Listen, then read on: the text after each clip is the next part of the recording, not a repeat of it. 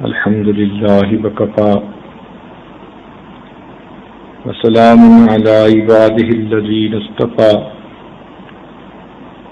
أما بعد أعوذ بالله من الشيطان الرجيم بسم الله الرحمن الرحيم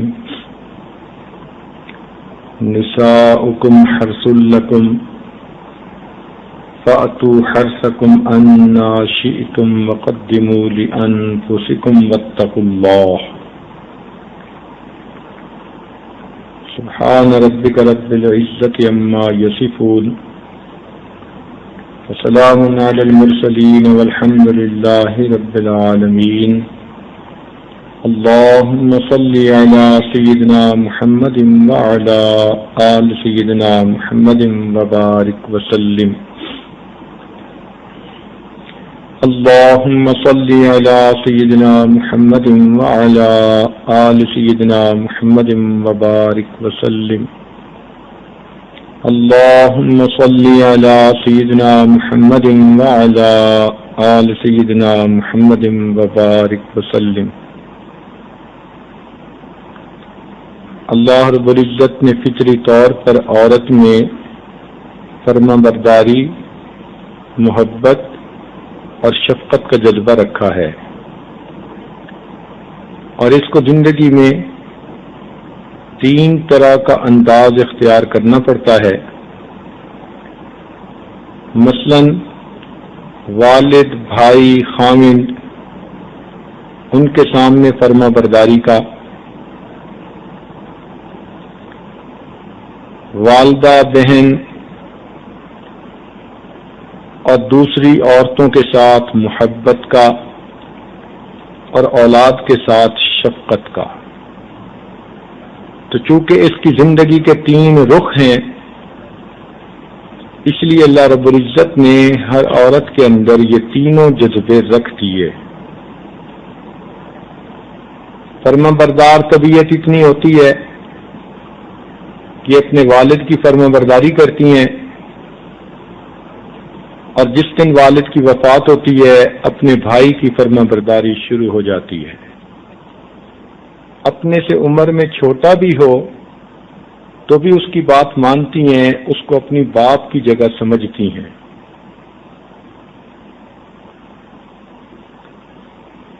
شفقت کا جذبہ ایسا کہ پرایا بچہ بھی رو پڑے تو دل کو کچھ ہوتا ہے، عورت کسی بچے کو روتا دیکھنا برداشت کر ہی نہیں سکتی۔ بحیثیت بیوی، دین اسلام کی نظر میں سب سے اچھی بیوی وہ ہے، نبی علیہ الصلوۃ والسلام نے ارشاد فرمایا کہ جس کے اندر 4 صفات ہوں۔ پہلی بات تو یہ کہ وہ دین کے معاملے میں خامند کی مددگار ہو، دین کے معاملے میں خامند کی مددگار ہو۔ مثلا خامند بچوں کی نیک تربیت چاہتا ہے، بچوں کو دین پڑھانا چاہتا ہے، دین کی کوئی بھی نیت بندے کے اندر ہے تو یہ بیوی اس کی وزیر، اس کی مشیر بن کے کام کرے۔ گائیڈ لائنز خامند کی ہوں گی اور یہ عورت اس کی معاون بن کے کام کرے گی۔ دوسری صفت نبی علیہ السلام نے فرمایا کہ بیوی ایسی ہو کہ اس کو دیکھو تو دیکھنے سے دل خوش ہو جائے۔ ذہن میں رکھنا کہ خوبصورت بیوی کو دیکھنے سے آنکھیں خوش ہوتی ہیں، اور خوب سیرت بیوی کو دیکھنے سے دل خوش ہوتا ہے۔ اس لیے کتنے لوگ ایسے ہیں کہ جن کی بیویاں رشک کمر ہیں، چاند جیسی خوبصورت ہوتی ہیں، مگر ضد بازی ہوتی ہے اور خامند کے ساتھ ہر وقت جھگڑا فساد کرتی ہیں، تو خامند ان کی شکل دیکھنا پسند نہیں کرتا۔ تو نبی علیہ الصلوۃ والسلام کی بات میں گہرائی دیکھیے، حسن دیکھیے کہ نبی علیہ السلام نے ارشاد فرمایا کہ بیوی کی دوسری صفت یہ کہ جس کو دیکھنے سے دل خوش ہو۔ واقعی جو خدمت زیادہ کرے، جو وفادار زیادہ ہو، جو بات مانے، جس میں نیکی زیادہ ہو، اس چہرے پر نظر پڑے تو انسان کا دل خوش ہوتا ہے۔ تو گویا بیوی کے اندر دوسری صفت یہ کہ وہ ایسی نیکوکار، پرہیزگار اور خدمت گزار ہو کہ خامن دیکھے تو اس کا دل خوش ہو جائے۔ تیسری بات نبی اسلام نے فرمایا کہ نیک بیوی میں یہ صفت ہونی چاہیے کہ وہ اپنے میاں کی بات مانتی ہو۔ گھر کا نظام چلانے کے لیے رب کریم نے مرد کو امیر بنا دیا۔ آج چھوٹی چھوٹی دکانیں ہوتی ہیں، کسی نہ کسی کو انچارج بناتے ہیں، اس لیے کہ اگر کسی کام کا کوئی بھی انچارج نہ ہو تو پھر سبھی انچارج بن جاتے ہیں۔ فیکٹریاں لوگ بناتے ہیں تو اس میں بھی مینیجر ہوتا ہے جو سب کو کوآرڈینیٹ کرتا ہے، سب کی کیئر ٹیکنگ کرتا ہے اور مینیج کرتا ہے بزنس کو۔ اللہ رب العزت نے بھی چھوٹے سے گھرانے میں مینیجر بنا دیا، امیر بنا دیا، اور یہ ذمہ داری اللہ نے مرد کو عطا کی۔ عورت کو نہ بنانے میں دو وجوہات تھیں۔ ایک تو یہ کہ یہ امیر بنتی تو باہر کے کاموں کو کیسے سمیٹ پاتی، اور دوسرا یہ کہ طبعاً عورت نرم مزاج ہوتی ہے، جلدی متاثر ہو جاتی ہے، جذبات میں جلدی آ جاتی ہے، لہذا اس کے فیصلے بڑے جلدی ہوتے ہیں۔ اگر طلاق کا حق کبھی عورت کو دے دیا جائے تو مرد تو زندگی میں 3 طلاقیں دیتا ہے، یہ ایک دن میں 300 طلاقیں دے کر دکھا دے گی۔ اس لیے اللہ تعالیٰ نے مرد کو امیر بنایا اور فرمایا الرجال قوامون علی النساء، کہ اللہ تعالیٰ نے مردوں کو عورت پر قوام بنا دیا، یعنی وہ ان کے گھر کی زندگی کے قیام کا سبب ہیں، ان کے امیر ہیں۔ تو جب پروردگار نے ڈیسیژن فرما دیا، اب جھگڑے کی ضرورت ہی کوئی نہیں۔ خواہ مخواہ بیوی الجھتی پھرے کہ میری بات مانی جائے، میرا ہاتھ اوپر رہے، یہ خواہ مخواہ کی زندگی کو ضائع کرنے والی بات ہے۔ نیک بیوی وہی ہوتی ہے جو اپنے خاوند کو بڑا بنا کے رکھے کہ اس لیے اللہ نے اسے بڑا بنایا۔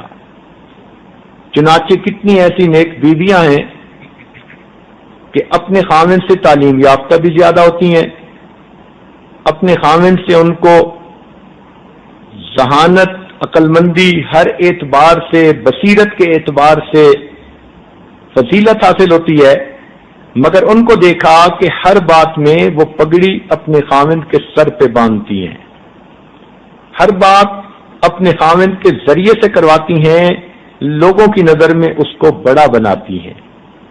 اللہ تعالیٰ کتنے خوش ہوتے ہوں گے اس عورت سے کہ جو کام تو خود سمیٹے اور کریڈٹ اپنے میاں کو دے، اس لیے کہ اللہ نے اس کو بڑا بنایا۔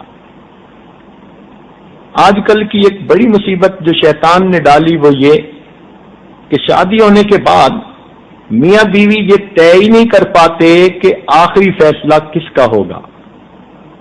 شریعت کا حکم ہے کہ اگر کسی جماعت میں کوئی امیر ہو تو اللہ تعالیٰ کی مدد امیر کے ساتھ ہوتی ہے۔ امیر جو بھی فیصلہ کر دے گا اللہ تعالیٰ کی مدد ساتھ ہوگی۔ تو گھر میں خاوند امیر کی مانند ہے، لہذا جو فیصلہ خاوند کرے گا برکت اس میں ہوگی۔ ممکن ہے بیوی اپنی تعلیم کی وجہ سے، اپنی عقل مندی کی وجہ سے کوئی اور مشورہ لے کر آئے جو ظاہر میں اچھا نظر آتا ہو، مگر اس بات کو بیوی نے منوا بھی لیا زبردستی تو اس میں برکت نہیں ہوگی جب تک خاوند کا اپنا بھی ڈیسیژن وہی نہ ہو۔ اس لیے بیوی کو چاہیے کہ جو کام بھی کرنا چاہتی ہے اپنے خاوند کو پیش کرے اور اس کو اپنے ساتھ ملائے، کانفیڈنس میں لے، اس کے دل کو خوش کر کے اس سے وہ فیصلہ کروائے تاکہ اس فیصلے کے اندر برکت ہو جائے۔ اللہ تعالیٰ قرآن پاک میں فرماتے ہیں عسیٰ ان تحبوا شیئا وہو شر لکم، ممکن ہے تم ایک چیز کو پسند کرو تمہارے لیے اس میں شر ہو، وعسیٰ ان تکرہوا شیئا وہو خیر لکم، اور ممکن ہے تم ایک چیز کو ناپسند کرو، تمہارے لیے اس میں خیر ہو، واللہ یعلم وانتم لا تعلمون، اللہ تعالیٰ جانتے ہیں تم نہیں جانتے۔ لہذا گھروں میں عورتیں جو مشورے کرتی ہیں، باتیں کرتی ہیں، وہ اپنی ظاہری نظر کے طور پر کرتی ہیں، ان کو کوئی پتہ نہیں ہوتا کہ میرے اس مشورے میں برکت بھی اللہ ڈالیں گے یا نہیں ڈالیں گے۔ تو نیک بیوی اپنے مشورے میں برکت دلوانے کے لیے اپنے میاں کو مناتی ہے، اور میاں کو منا لینا نیک بیویوں کے لیے بہت آسان ہوتا ہے۔ اگر ایک بندہ ایک وقت میں نہ بھی کہتا ہے کسی بات پر، تو جب وہ بیوی سے خوش ہوتا ہے تو وہ 2 دفعہ ہاں کرے گا۔ تو اس لیے ذرا خاوند کی طبیعت کو سمجھنا اور موقع مناسب کے محل بات کرنا یہ اچھی عادت ہے۔ موقع محل کے مناسب کی گئی بات سونے کی ڈلیوں کی مانند ہوتی ہے۔ چنانچہ نیک بیوی کی تیسری صفت یہ بتائی گئی کہ وہ اپنے خاوند کی بات ماننے والی ہو، اس کے اندر مان کے چلنے کا جذبہ ہو، اور وہ یہی سمجھے کہ میرے پروردگار کا حکم ہے، میں مان کے چلوں گی تو اس میں میرے لیے برکت ہوگی۔ چوتھی صفت یہ بتائی کہ نیک بیوی کی چوتھی صفت یہ کہ وہ اپنی عزت و ناموس کی حفاظت کرنے والی ہو۔ اس عنوان پر تو کئی دنوں سے گفتگو ہو رہی ہے کہ جیسے مردوں کا جہاد میدان جنگ میں جا کر ہوتا ہے، عورت کا جہاد گھر میں رہ کے ہوتا ہے اپنی عزت و ناموس کی حفاظت کے معاملے میں۔ تو 4 علامتیں نیک بیوی کی بتائی گئیں۔ دین میں خاوند کی مددگار ہو، اتنی نیکوکار ہو کہ خاوند کی نظر چہرے پہ پڑے تو اس کا دل خوش ہو جائے، اور اس کے اندر بات کو ماننے کا جذبہ ہو، اور وہ اپنے عزت و ناموس کی حفاظت کرنے والی ہو۔ صداقت ہو تو دل سینوں میں کھنچنے لگتے ہیں واعظ، صداقت ہو تو دل سینوں میں کھنچنے لگتے ہیں واعظ، حقیقت خود کو منوا لیتی ہے گر مانی نہیں جاتی۔ اگر خاوند کسی وقت حقیقت کو ماننے سے انکار بھی کرتا ہے تو نیکوکاری اخلاص کی برکت بالآخر خاوند کے دل کو ماننے پہ مجبور کر دیتی ہے۔ تو نیک بیوی اپنی نیکوکاری کی وجہ سے اپنے میاں کے دل پہ حکومت کرتی ہے۔ گو کہ خاوند گھر کا امیر ہے اور گھر کا بڑا ہے، مگر نیک بیوی اپنی نیکوکاری، اپنی پرہیزگاری، اپنی فرما برداری کی وجہ سے اپنے میاں کے دل پہ حکومت کر رہی ہوتی ہے۔ آج لوگ کہتے ہیں جی فلاں بڑا خوش نصیب ہے۔ سچ بات تو یہی ہے کہ خوش نصیب وہی انسان ہوتا ہے جو اپنے نصیب پر خوش ہو جائے۔ پھر سنیے، خوش نصیب وہی انسان ہوتا ہے جو اپنے نصیب کے اوپر خوش ہو جائے۔ تو جب لڑکی کی شادی ماں باپ نے مشورے کے ساتھ کر دی، اب خاوند جیسا بھی ہے بس اس کے اوپر خوش ہو جائیے۔ بعض لڑکیوں کو دیکھا کہ وہ ساری عمر اسی شکوے میں ہی رہتی ہیں کہ ہمارا خاوند اچھا نہیں چنا گیا، حالانکہ ابتدا میں جب منگنی ہوئی خود بھی خوش تھیں، والدین بھی خوش تھے، سارے خوش تھے۔ اب یہ تو مقدر کی بات ہے۔ تو خوش نصیب وہ ہوتی ہے کہ جو اپنے نصیب پر خوش ہو جائے، بس اس کو خوشی سے قبول کر لیں اور پھر دیکھیں کہ اللہ تعالیٰ کی برکتیں کیسے آتی ہیں۔ آپ اپنی نیکوکاری کے ذریعے سے اپنے گھر کے ماحول کو اچھا بنا سکتی ہیں۔ دنیا تلوار کا مقابلہ کر سکتی ہے لیکن کردار کا مقابلہ نہیں کر سکتی۔ آپ اپنے کردار کی عظمت کی وجہ سے اپنے میاں کا دل جیت لیں۔ اس لیے کسی نے کہا کہ اگر تم حسن میں دوسروں سے زیادہ نہیں تو کم از کم حسن سیرت میں ہی دوسروں سے زیادہ بن کے دکھا دو۔ یہ تو بندے کے بس میں ہوتا ہے کہ اچھی عادات کو اپنائے، اچھے اخلاق کو اپنائے، حتیٰ کہ حسن خلق میں دوسروں سے بڑھ جائے۔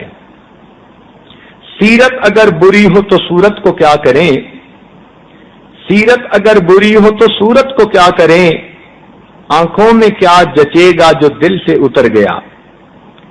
تو اگر کوئی عورت اپنی مزاج کی تیزی کی وجہ سے، زبان کی تیزی کی وجہ سے نالائکیوں کی وجہ سے خاوند کے دل سے اتر گئی تو وہ اس کی آنکھوں میں کیا جچے گی؟ اس لیے حسن صورت کی نسبت حسن سیرت کی طرف توجہ زیادہ دینی چاہیے. حسن صورت چند روزہ، حسن سیرت مستقل. حسن صورت چند روزہ، حسن سیرت مستقل. اس سے خوش ہوتی ہیں آنکھیں، اس سے خوش ہوتا ہے دل. تو حسن سیرت سے دل بندے کا خوش ہو جاتا ہے. اس لیے بیوی کو چاہیے کہ وہ اپنے اندر سیرت اور اخلاق کا حسن پیدا کرے تاکہ وہ گھر کے اندر پرسکون فضا کو قائم رکھ سکے. ایک نکتے کی بات عرض کرتا چلوں.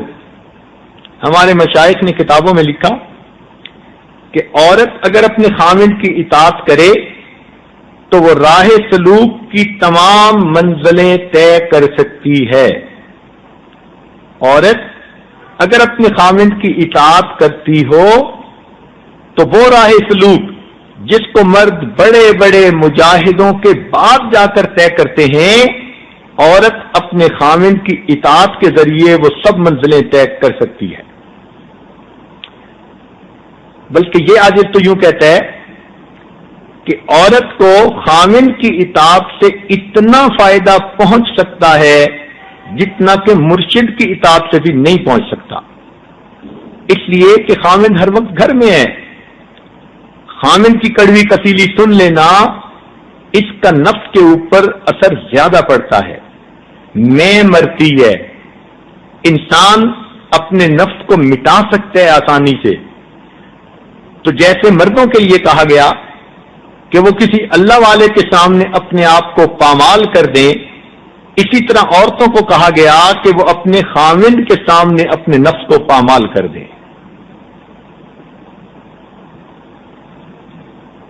مگر آج کی عورتیں تو یہ چاہتی ہیں کہ بس میاں کا دل مٹھی میں ہو اور جیسے چاہیں اسے نچائیں.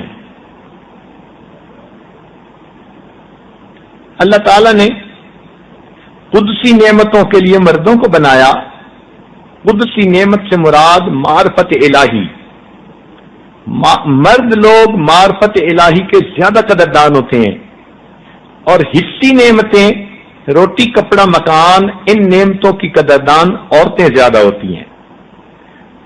اس لیے دیکھا کہ مردوں کو معرفت الہی کا شوق زیادہ ہوتا ہے من حیث الجماعت، اور عورتوں کو من حیث الجماعت روٹی کپڑا مکان کی نعمتوں کا انتظار زیادہ ہوتا ہے. تو بیوی کو چاہیے کہ وہ اپنے میاں کے مزاج کو پہچانے تاکہ گھر کے ماحول کو اچھا رکھ سکے.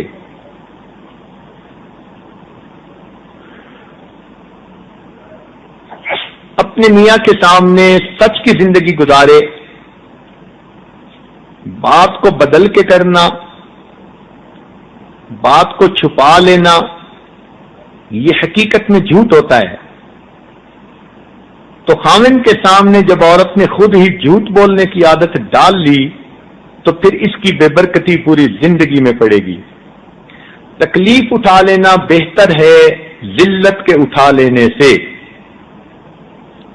یاد رکھیں، انسان جتنی محنت اپنی خامی کو چھپانے کے لیے کرتا ہے، اس سے آدھی محنت کے ساتھ وہ خامی دور ہو سکتی ہے.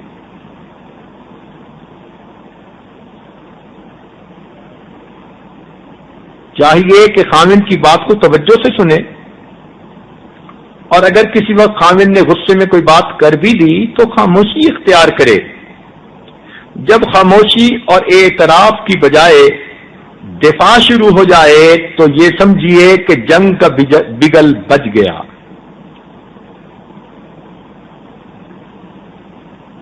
آپ کو اگر اپنی خاوند کی کسی بات پر اعتراض ہے تو آپ محبت کے ذریعے اپنے خاوند کو قریب کیجیے. مثال کے طور پر اگر کسی بیوی کو دل میں شک ہے کہ خاوند باہر کہیں غلط قسم کا تعلق بنا چکا ہے، اب اس کے دو طریقے ہیں. ایک تو یہ کہ محبت سے اپنے خاوند کو اتنا قریب کر لو کہ کسی اور کی طرف آنکھ اٹھا کے بھی نہ دیکھے. اور ایک طریقہ یہ ہے کہ خاوند سے جھگڑا شروع کر دو. اکثر بیویاں سمجھداری سے کام لینے کی بجائے الٹے جھگڑے کر کے اپنے کیس کو خراب کر لیتی ہیں. سنیے اور دل کے کانوں سے سنیے کہ اگر پتہ چل جائے کہ کشتی کے نیچے سوراخ ہے تو یہ فیصلہ کرنے کی بجائے کہ یہ سوراخ کیسے ہوا، پہلی بات یہ کہ اس سوراخ کو بند کرو.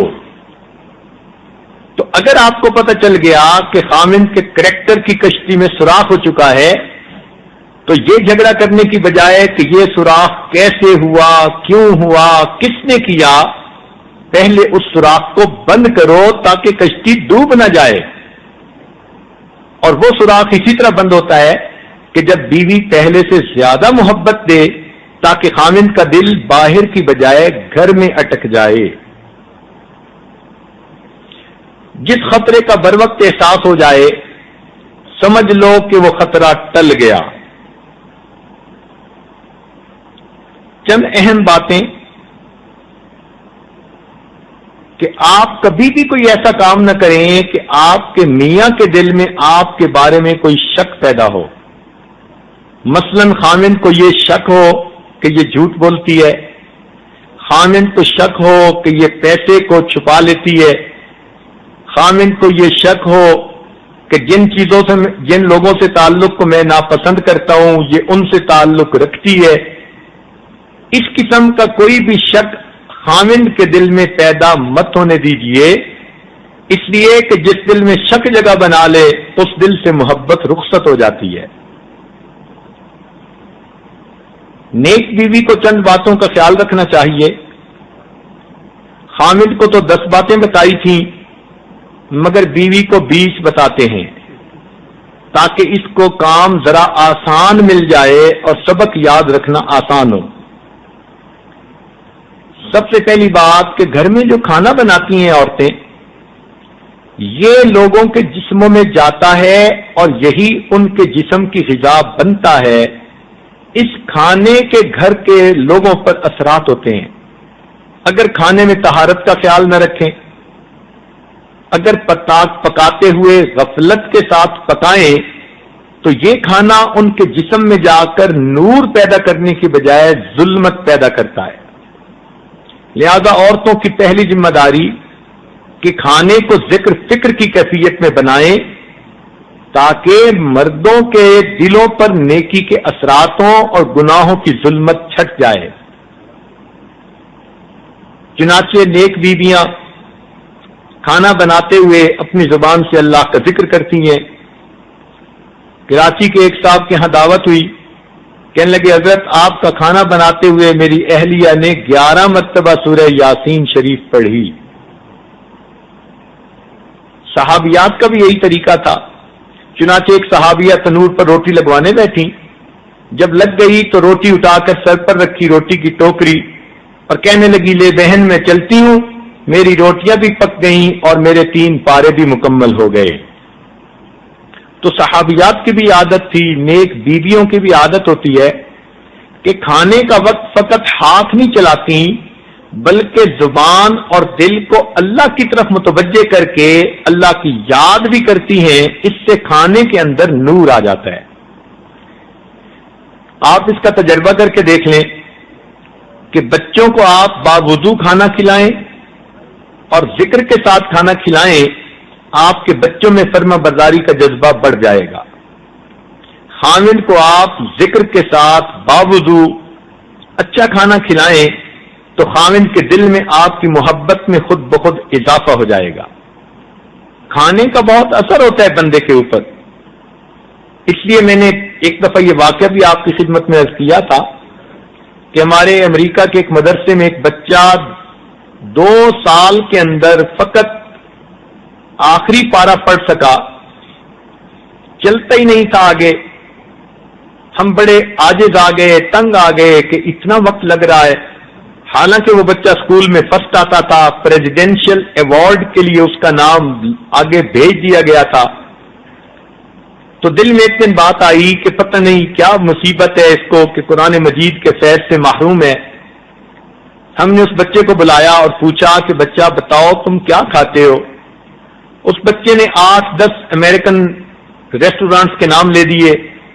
میکڈونلڈ سے یہ کھاتا ہوں، اور تھینکس گاڈ اٹس فرائیڈے وہاں سے یہ کھاتا ہوں، اور پیزا ہٹ سے یہ کھاتا ہوں، فلاں سے یہ کھاتا ہوں. ہمیں بات سمجھ آ گئی کہ یہ باہر کی حرام چیزیں کھانے کا اثر ہے، اللہ نے قرآن پاک سے محروم کر رکھا ہے. وہ بچہ بیچارہ آگے پڑھتا پیچھے بھول جاتا، آگے پڑھتا پیچھے بھول جاتا. استاد بھی تنگ آ گئے. ہم نے اس کے والدین کو بلا کے کہا کہ اگر تو اس کو باہر کے کھانے کھلانے ہیں تو اپنے ساتھ لے جائیے، پڑھائیے بھی خود. ہمارے پاس پڑھانا ہے تو وعدہ کیجئے کہ اس کو باہر کا کھانا نہیں. اس کی والدہ مسلمان ہے، نیک ہے، والد کی حلال روزی ہے، اس کو گھر کا کھانا کھلائیں. انہوں نے وعدہ کر لیا. آپ حیران ہوں گی کہ اگلے 1 سال میں اس بچے نے پورے قرآن مجید کو ناظرہ مکمل کر لیا. تو کھانے کے انسان کے اوپر اتنے اثرات ہوتے ہیں. اس لیے تو ہمارے مشائخ نے فرمایا کہ 2 چیزیں بنیاد ہیں تصوف کی، رزق حلال اور صدق مقال. رزق حلال اور صدق مقال. کھائے تو حلال رزق کھائے، اور اگر بولے تو سچ بولے. جس بندے میں 2 باتیں آ گئیں، یہ 2 پر ہیں، ان 2 پروں کے ذریعے وہ اللہ تعالیٰ کے قرب کی منزل کو آسانی سے حاصل کر لے گا. تو اس لیے بچوں کو جو کھانا کھلائیں وہ ایسا نہ ہو کہ آپ برتنوں کے دھونے دھلوانے میں پاکی ناپاکی کا خیال نہیں، سستی کرتی ہیں. کئی مرتبہ کھانا بناتی ہیں تو ساتھ گانے لگے ہوئے ہوتے ہیں، کھانے بنا رہی ہوتی ہیں اور پتہ نہیں کیا کیا سن رہی ہوتی ہیں. اب سوچئے کہ پھر اس کھانے میں برکت کی بجائے ظلمت آئے گی تو پھر اس کا اثر خود آپ کو بھگتنا پڑے گا. میاں بے دین بنا تو مصیبت آپ کی، اولاد بے دین بنی تو مصیبت آپ کی. تو جب دونوں طرف سے مصیبت آپ ہی کے سر آنی ہے تو کیوں نہ آپ ان کو کھانا ہی وہ کھلائیں کہ جس کی وجہ سے ان کے دلوں میں نیکی کا شوق آ جائے. اور یہ بھی ذہن میں رکھیں کہ جب بھی آپ کھانا بنانے لگیں تو کھانے میں مہمان کی بھی نیت ضرور کر لیا کریں کہ میں گھر والوں کا بھی کھانا بنا رہی ہوں اور میں 1 مہمان کے لیے یا 2 مہمانوں کے لیے نیت کر رہی ہوں کہ اگر آ گیا تو میرا کھانا اتنا ہے کہ میں مہمان کو بھی پیش کر سکتی ہوں. بھلے کوئی مہمان نہ آئے، روزانہ کھانے میں مہمان کی نیت کرنے سے اللہ تعالیٰ اتنے مہمانوں کو کھانا کھلانے کا اجر آپ کے نام اعمال میں لکھوا دیں گے.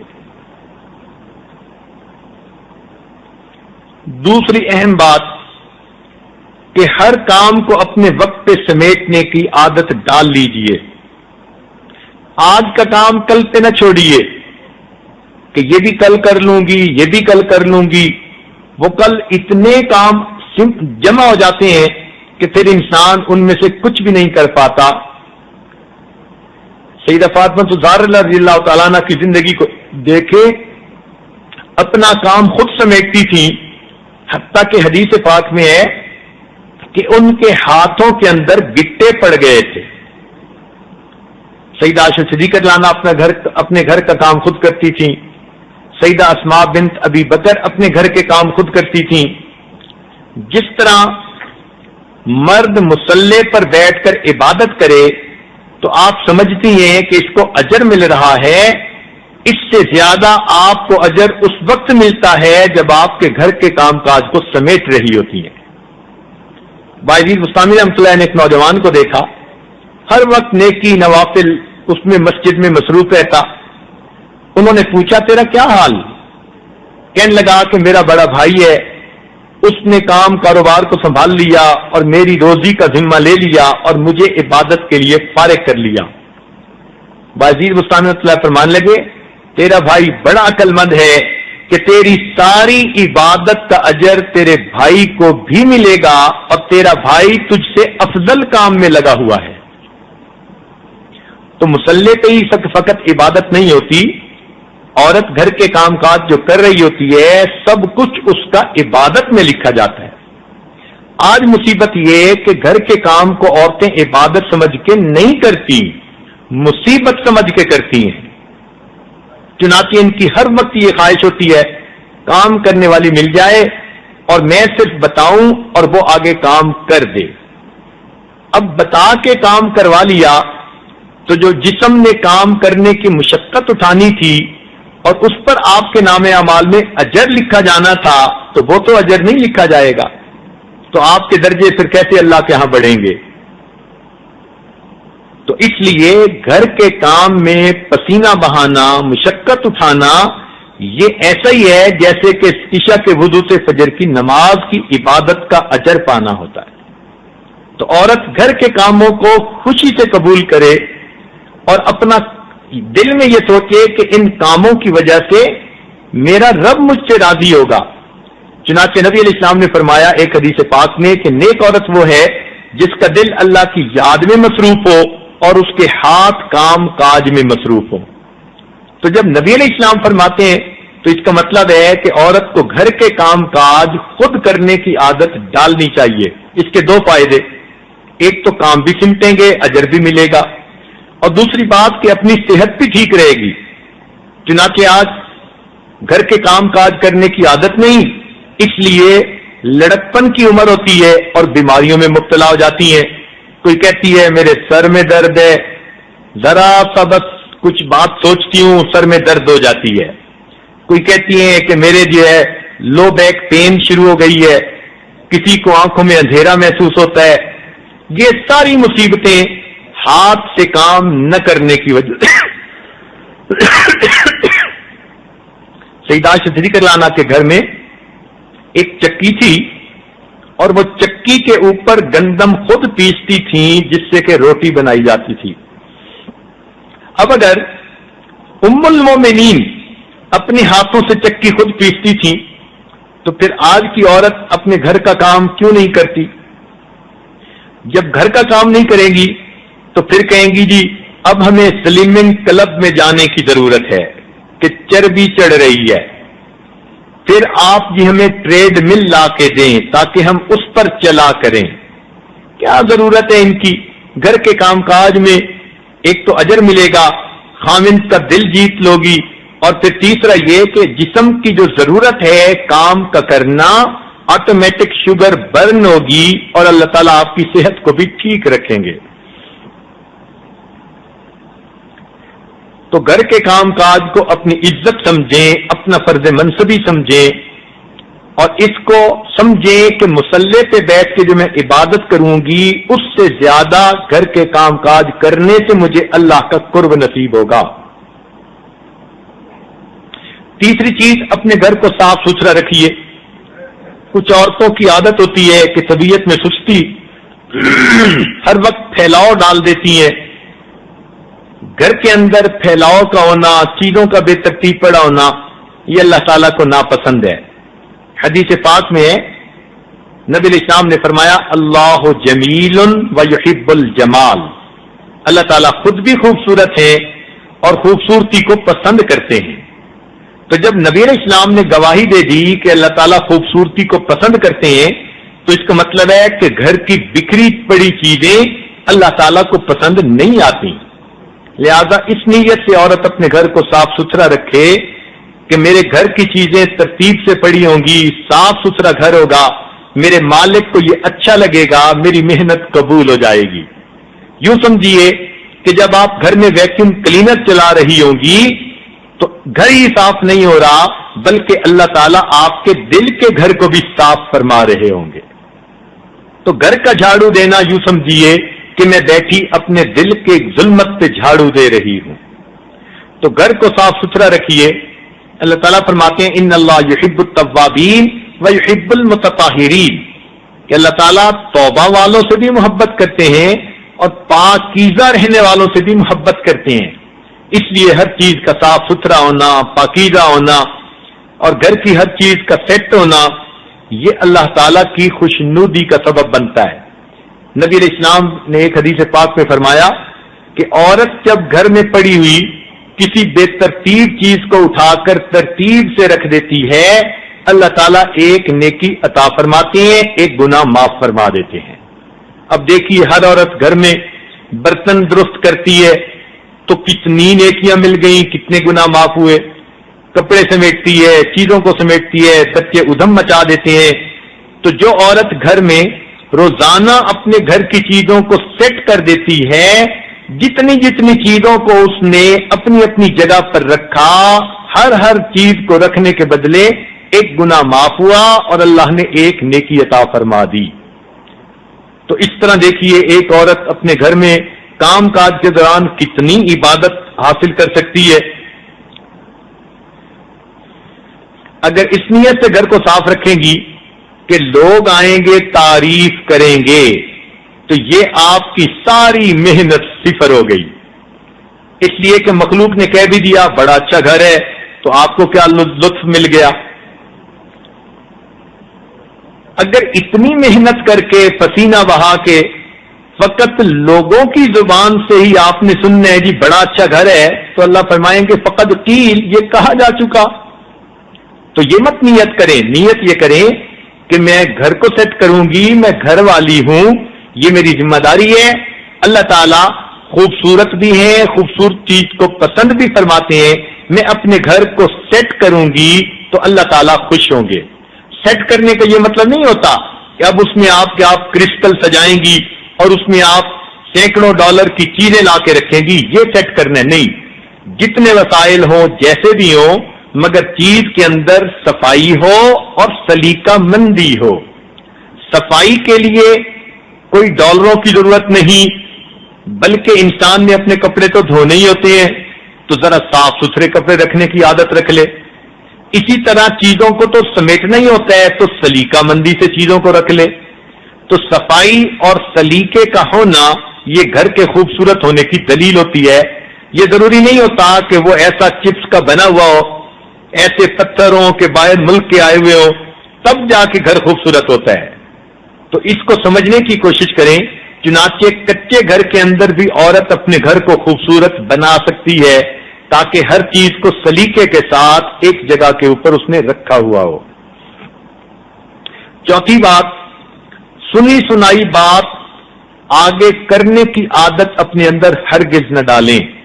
کئی عورتیں ادھوری باتیں سن کے اپنے خاوند کو پہنچا دیتی ہیں اور بعد میں پھر کچی پڑتی ہیں.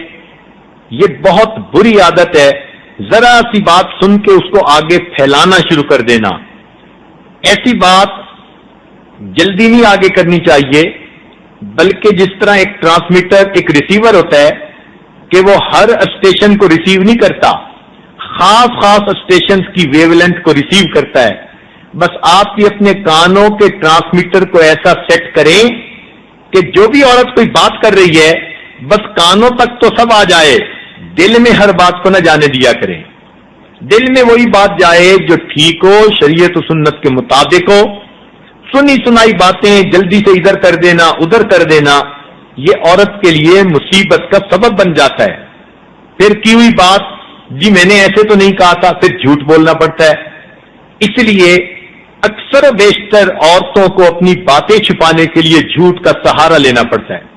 اور کئی تو ایسی ہوتی ہیں کہ بات بات میں جھوٹ. حدیث پاک میں آتا ہے کہ بندہ جھوٹ بولتے بولتے ایسی کیفیت میں آ جاتا ہے کہ اللہ تعالیٰ فرشتوں کو فرماتے ہیں کہ جھوٹوں کے دفتر میں اس کا نام لکھ دیا جائے. ہر ایک کے سامنے دل کھول دیتی ہیں. کوئی آئی گئی بھی ہوئی نا تو اس کو بتا دیں گی. حتیٰ کہ مثال کے طور پر اگر یہ سفر کر رہی ہیں اور ٹرانزٹ لانج میں بیٹھی ہیں جہاز کی فلائٹ کے انتظار میں، اور اس میں ساتھ والی کرسی پہ کوئی عورت آ کے بیٹھ گئی، اب جیسے ہی تعارف ہوگا نا 2 منٹ کے اندر اپنے خاوند کی بھی حقیقت بتا دیں گی، اپنی ساس کی بھی حقیقت بتا دیں گی، اپنے پیٹ میں اگر کچھ ہے تو اس کے بارے میں بھی بتا دیں گی. یہ کتنی بے وقوفی کی بات ہے کہ ذرا سی بات میں انسان اتنا جلدی اپنے دل کو دوسرے کے سامنے کھول دے. یہ چیز اچھی نہیں ہوتی، بلکہ اس چیز کے نقصانات ہوتے ہیں. ہر بات کرنے والا خیر خواہ نہیں ہوتا. عورتیں اس بات کو اچھی طرح نوٹ کریں کہ ہر بات کرنے والا خیر خواہ نہیں ہوتا. عورتوں کی عادت ہوتی ہے کہ دوسرے کا دل کھولنے کے لیے پوچھ لیتی ہیں کہ آپ کی ساس کیسی ہیں، آپ کا میاں کیسا ہے، اور ماشاءاللہ انہوں نے ایسی گردان یاد کی ہوتی ہے میاں کی زندگی کی کہ اسی وقت وہ سرد صغیر سنانی شروع کر دیتی ہیں.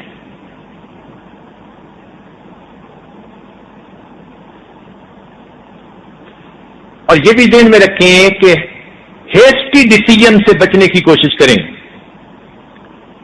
ذرا سی بات سن کے کسی کے بارے میں ڈیسیژن لے لینا، فلاں ایسا ہے، فلاں ایسی ہے، یہ غلط بات ہے. کئی مرتبہ بچے آپ کے سامنے آئیں گے، ایک کہے گا فلاں نے یہ کیا، فیصلہ نہ کریں جب تک کہ دوسرے کی بھی نہ سن لیں. لقمان علیہ السلام نے بچے کو کہا کہ بیٹا اگر تجھے کوئی آ کر کہے کہ فلاں نے میری آنکھ نکال دی، پھوڑ دی، تو تم فیصلہ نہ کرنا جب تک کہ دوسرے کی نہ سن لینا. ہو سکتا ہے اس نے دوسرے کی 2 آنکھیں نکالی ہوئی ہوں. تو اس لیے ذرا سی بات سن کے ہیسٹی ڈیسیژن لے لینا، کسی چیز کو جنرلائز کر لینا، یہ چیز عورت کے لیے مصیبت کا سبب بن جاتی ہے. 5واں پوائنٹ کہ جب بھی خاوند گھر سے رخصت ہونے لگے اس کو ہمیشہ دعا کے ذریعے سے الوداع کرے، فی امان اللہ کہے، دعا دے. جیسے ہماری بڑی عورتیں پہلے وقتوں میں اپنے میاں کو کہتی تھی میری امان اللہ کے حوالے. یہ کتنی پیاری بات ہے کہ میری امانت اللہ کے حوالے. جب آپ نے اپنی امانت اللہ کے حوالے کر دی تو اللہ تعالی محافظ ہے، وہ آپ کی امانت کی حفاظت کرے گا. آج کتنی عورتیں ہیں جو خاوند کو گھر سے نکلتے ہوئے یہ الفاظ کہتی ہیں، بہت کم، چونکہ نہیں کہتی اس لیے ان کے خاوندوں کی حفاظت بھی نہیں ہوتی. پھر روتی ہیں کہ جی خاوند باہر جاتے ہیں تو باہر ان کو زیادہ دلچسپی ہو جاتی ہے. بھائی آپ نے تو اپنی امانت اللہ کے حوالے ہی نہیں کی، اب آپ اللہ سے کیا توقع رکھتی ہیں؟ کیوں وہ ان کی حفاظت کرے؟ تو نیک بیویاں ہمیشہ خاوند اور بچوں کے گھر سے رخصت ہوتے ہوئے ان کو دعا دیتی ہیں. اونچی آواز سے کہنے کی عادت ڈالیں، بلکہ دروازے تک ساتھ آیا کریں اور پھر کہا کریں فی امان اللہ، فی حفظ اللہ، فی جوار اللہ، کچھ نہ کچھ ایسے لفظ کہا کریں، یا ویسے ہی کہہ دیا کریں کہ میری امانت اللہ کے حوالے. تو جب آپ اپنی امانت اللہ کے حوالے کر چکی، اللہ تعالیٰ آپ کو کبھی لیٹ ڈاؤن نہیں ہونے دیں گے. اللہ تعالیٰ پہ بھروسہ، یقین، یہ تو ہماری زندگی کی بنیاد ہے. تو ایک عادت یہ ہو کہ جب خاوند گھر سے رخصت ہونے لگے تو دروازے تک جا کر اس کو الوداع کہیں دعا کے ذریعے سے. اور جب خاوند گھر میں آئے جتنی بھی مصروف ہو، 1 منٹ کے لیے اپنے آپ کو فارغ کر کے مسکرا کے خاوند کا استقبال کریں.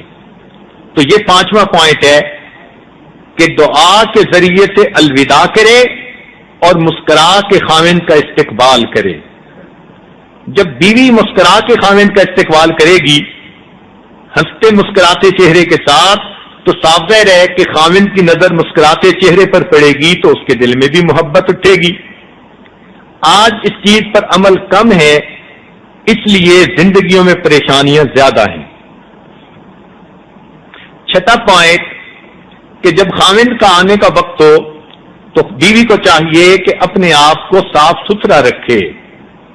ہوتا یہ ہے کہ جب باہر کہیں نکلنا ہو تو دلہن کی طرح سج دھج کے ساتھ باہر جائیں گی، اور خاوند نے آنا ہو تو پھر ایسی میلی کچیلی رہیں گی کہ بندے کی دیکھ کے طبیعت ہی خراب ہو جائے گی. یہ بہت بڑی غلطی ہے. بلکہ جتنی بھی نیک عورتیں گزری ہیں ان سب کی یہ عادت رہی کہ وہ روزانہ اپنے خاوند کے آنے کے وقت پر اپنے آپ کو بنا سنوار لیتی تھیں، اور یہ بنانا سنوارنا ان کے لیے عبادت کی مانند ہو جاتا ہے. اس کا پتہ نہیں کیوں خیال نہیں کرتی، حالانکہ کتابوں میں بھی یہ بات بہت لکھی گئی اور نیک بیویوں کے بارے میں آیا. چنانچہ ایک خاتون کے بارے میں آتا ہے کہ وہ ہر رات اپنے آپ کو تیار کرتی، سجاتی اور اپنے میاں سے بلکہ پوچھتی تھی کہ آپ کو میری خدمت کی ضرورت ہے. اگر وہ کہتے ہاں تو میاں کے ساتھ وقت گزارتی، اور اگر وہ کہتے نہیں مجھے نیند آ رہی ہے سونا ہے، تو وہ مصلے پہ کھڑی ہوتی اور ساری رات اپنے رب کے سامنے ہاتھ باندھ کے گزار دیتی تھی. تو بیوی کو چاہیے کہ وہ خاوند کے لیے اپنے گھر میں بن سنور کے رہے. بن سنور کا یہ مطلب نہیں ہونا کہ روزانہ دلہن کے کپڑے پہنے، کپڑے ہوں صاف ہوں اور انسان نے بالوں میں کنگھی کی ہو، چہرہ جو ہے دھویا ہوا ہو، صاف ستھرا ہو، خوشبو استعمال کی ہوئی ہو، اسی کو بننا سنورنا کہتے ہیں۔ تو یہ بننا سنورنا عورت کے گھر کے فرائض میں سے شامل ہے، اس میں سستی ہرگز نہیں کرنی چاہیے۔ باہر جائیں آپ تو سادہ کپڑوں میں جائیں، باہر زربرق لباس پہننے کی ضرورت نہیں، سادہ کپڑوں میں باہر جائیں گی، فتنوں سے بچ جائیں گی۔ یاد رکھیں، لباس کی سادگی عورت کے حسن کی حفاظت کا سبب بن جاتی ہے۔ لباس کی سادگی عورت کے حسن کی حفاظت کا سبب بن جاتی ہے، اس لیے دستور بنائیں کہ جب باہر جائیں تو کپڑے صاف ستھرے ہوں مگر سادہ ہوں، گھر میں ہوں تو پھر کپڑے اپنے خامد کے لیے جو بھی پہن سکتی ہیں مگر اپنے آپ کو بنا سنوار کے تیار رکھیں۔ اس لیے نبی علیہ الصلوۃ والسلام نے صحابہ کرام کو ایک دفعہ فرمایا، وہ اپنے لشکر سے واپس آ رہے تھے، مدینہ کے باہر آپ نے قیام فرمایا، اور قیام حالانکہ گھر بہت قریب تھے اور گھر جا بھی سکتے تھے، مگر نبی علیہ السلام نے فرمایا کہ نہیں، تم رک جاؤ اور اپنے گھروں میں اطلاعیں بھجوا دو تاکہ بیویاں اپنے آپ کو خاوندوں کے لیے تیار کر لیں۔ تو نبی علیہ السلام کی سنت سے پتہ چلتا ہے کہ عورتوں کے لیے یہ نبی علیہ السلام کی تعلیم ہے، گویا نبی علیہ السلام کی سنت پر عمل کریں گی۔ تو جب عورتوں کو پتہ ہو کہ اب میاں کے آنے کا وقت ہے تو ان کو چاہیے کہ اس وقت میلے منہ پہ میک اپ کرنے کی بجائے ذرا صاف ستھری ہو کر رہیں تاکہ نبی علیہ السلام کی سنت کے اوپر ان کو عمل نصیب ہو سکے۔ جب خود ہی صاف ستھری نہیں رہیں گی تو کیسے توقع کرتی ہیں کہ خاوند کے دل میں ہماری روز نئی محبت ہونی چاہیے؟ پھر خاوند توجہ ہی نہیں کرتے اور پھر روتی پھرتی ہیں کہ جی ساری دنیا کے ہوئے میرے سوا، ساری دنیا کے ہوئے میرے سوا، میں نے دنیا چھوڑ دی جن کے لیے۔ جب آپ نے ان کے لیے دنیا چھوڑ دی تو اب اپنے آپ کو ذرا صاف ستھرا بھی رکھیے تاکہ میاں کی تبعاً بھی آپ کی طرف محبت کا جذبہ زیادہ ہو جائے۔ ساتویں بات کہ تقریبات میں جانا پڑتا ہے رشتہ داروں میں، صلہ رحمی کی نیت سے جائیں۔ صلہ رحمی کہتے ہیں رشتہ داریوں کو جوڑنا، رشتے ناتوں کو جوڑنا، اس کو صلہ رحمی کہتے ہیں، اور اللہ تعالیٰ کو یہ بات بہت پسند ہے کہ لوگ رشتہ داریاں ایک دوسرے کے ساتھ جوڑیں، محبت و پیار کے ساتھ رہیں۔ جب بھی آپ تقریبات میں جائیں تو صلہ رحمی کی نیت سے جائیں، یہ نیت نہ ہو کہ ہم نہیں جائیں گی تو وہ بھی نہیں آئیں گے۔ اپنی طرف سے آپ صلہ رحمی کی نیت کر کے جائیں تاکہ آپ کا جانا بھی عبادت بن جائے۔ مخلوط محفلوں سے بچیں۔ آپ کو پتا ہو کہ جہاں پردے کا کوئی انتظام نہیں، ایسی محفلوں میں جانے سے آپ پرہیز کریں۔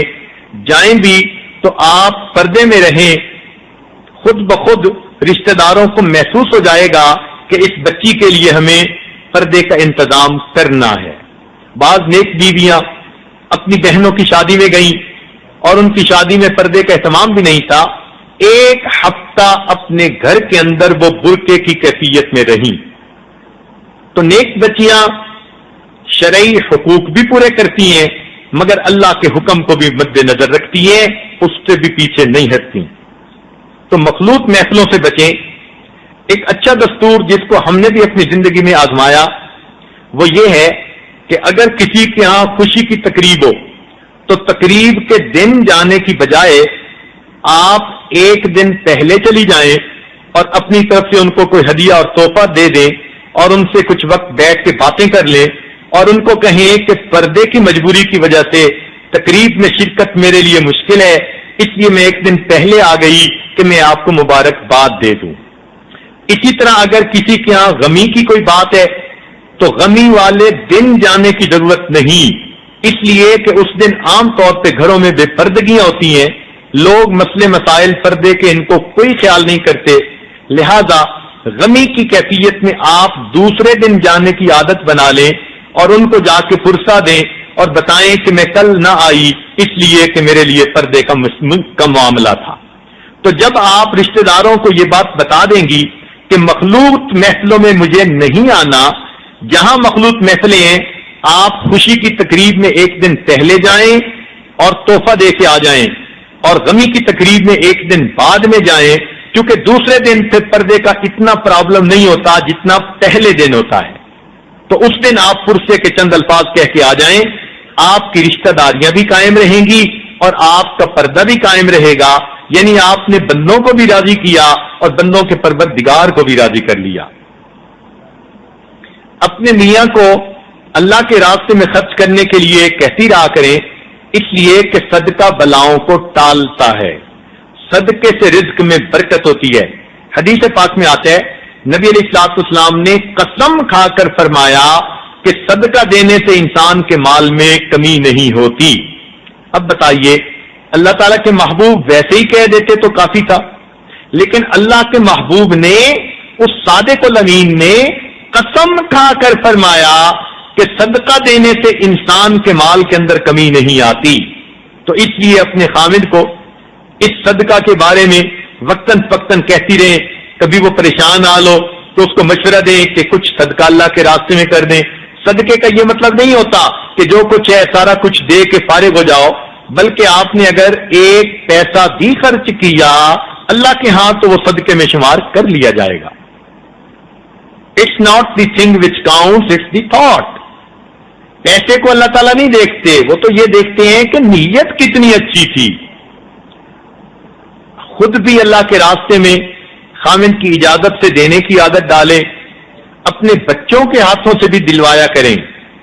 کوئی غریب عورت آ جائے، پیسے دینا چاہتی ہیں، اپنی بیٹی کے ہاتھ پہ رکھ دیے، بیٹی جاؤ دے کے آؤ، تاکہ بچی کو سبق مل جائے کہ میں نے بھی اللہ کے راستے میں خرچ کرنا ہے۔ یقین کریں کہ ہمیں جتنا اللہ نے دیا ہے اس کے بالمقابل اللہ کے راستے میں ہم بہت کم خرچ کرتے ہیں، جبکہ اللہ فرماتے ہیں وفی اموالہم حق معلوم للسائل والمحروم، مگر ہم تو جتنا کچھ ہوتا ہے نہیں دیتے۔ حدیث پاک میں آتا ہے اللہ تعالیٰ کچھ لوگوں کو ان کی اپنی ضرورتوں سے زیادہ رزق اس لیے دے دیتا ہے کہ وہ غریب، یتیم، بیواؤں اور ان کے اوپر خرچ کریں، وہ ان کا رزق ہوتا ہے۔ اللہ اس کو پہنچا دیتا ہے کہ تم ڈاکیے کی طرح ڈسٹریبیوٹ کر دینا، اس کو پوسٹ آفس اللہ بنا دیتے ہیں۔ اب اگر یہ بندہ غریبوں پہ خرچ کرتا رہے گا اللہ تعالیٰ اس کو ضرورت سے زیادہ رزق دیتے رہیں گے، اگر یہ خرچ کرنا بند کر دے گا تو اللہ تعالیٰ اس کو دینا بھی بند کر دیں گے، اور اس ڈاک کے لیے اللہ تعالیٰ کسی اور کو چن لیں گے۔ چنانچہ ہم نے دیکھا بعض لوگوں کے کاروبار بڑے اچھے، ملینرز ہوتے ہیں، پھر ایسی بات ہوتی ہے کہ کوئی اکنامک پرابلم آئی، کوئی سلمپ آیا، سارا کچھ ان کا ڈوب جاتا ہے، پھر پھوٹی کوڑی کو ترستے ہیں، کہتے ہیں حضرت پتہ نہیں لاکھوں لوگوں سے لینے تھے، آج لاکھوں دینے ہیں۔ وجہ کیا ہوتی ہے کہ وہ سب کچھ ان کا اپنا نہیں تھا، اللہ نے ان کو دیا تھا تاکہ یہ امین بن کر بندوں تک پہنچا دیں۔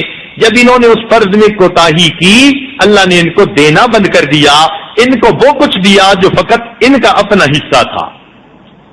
تو اس لیے جب اللہ تعالیٰ کسی کو ضرورت سے زیادہ دے تو وہ اللہ کے راستے میں خرچ کرنے کے لیے خوب ہر وقت کوشش کرے، دل کی سخاوت ہو۔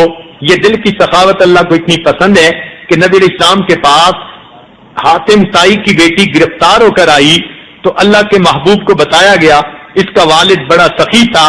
اس بات کو سن کر اللہ کے نبی نے اس بچی کو آزاد کر دیا۔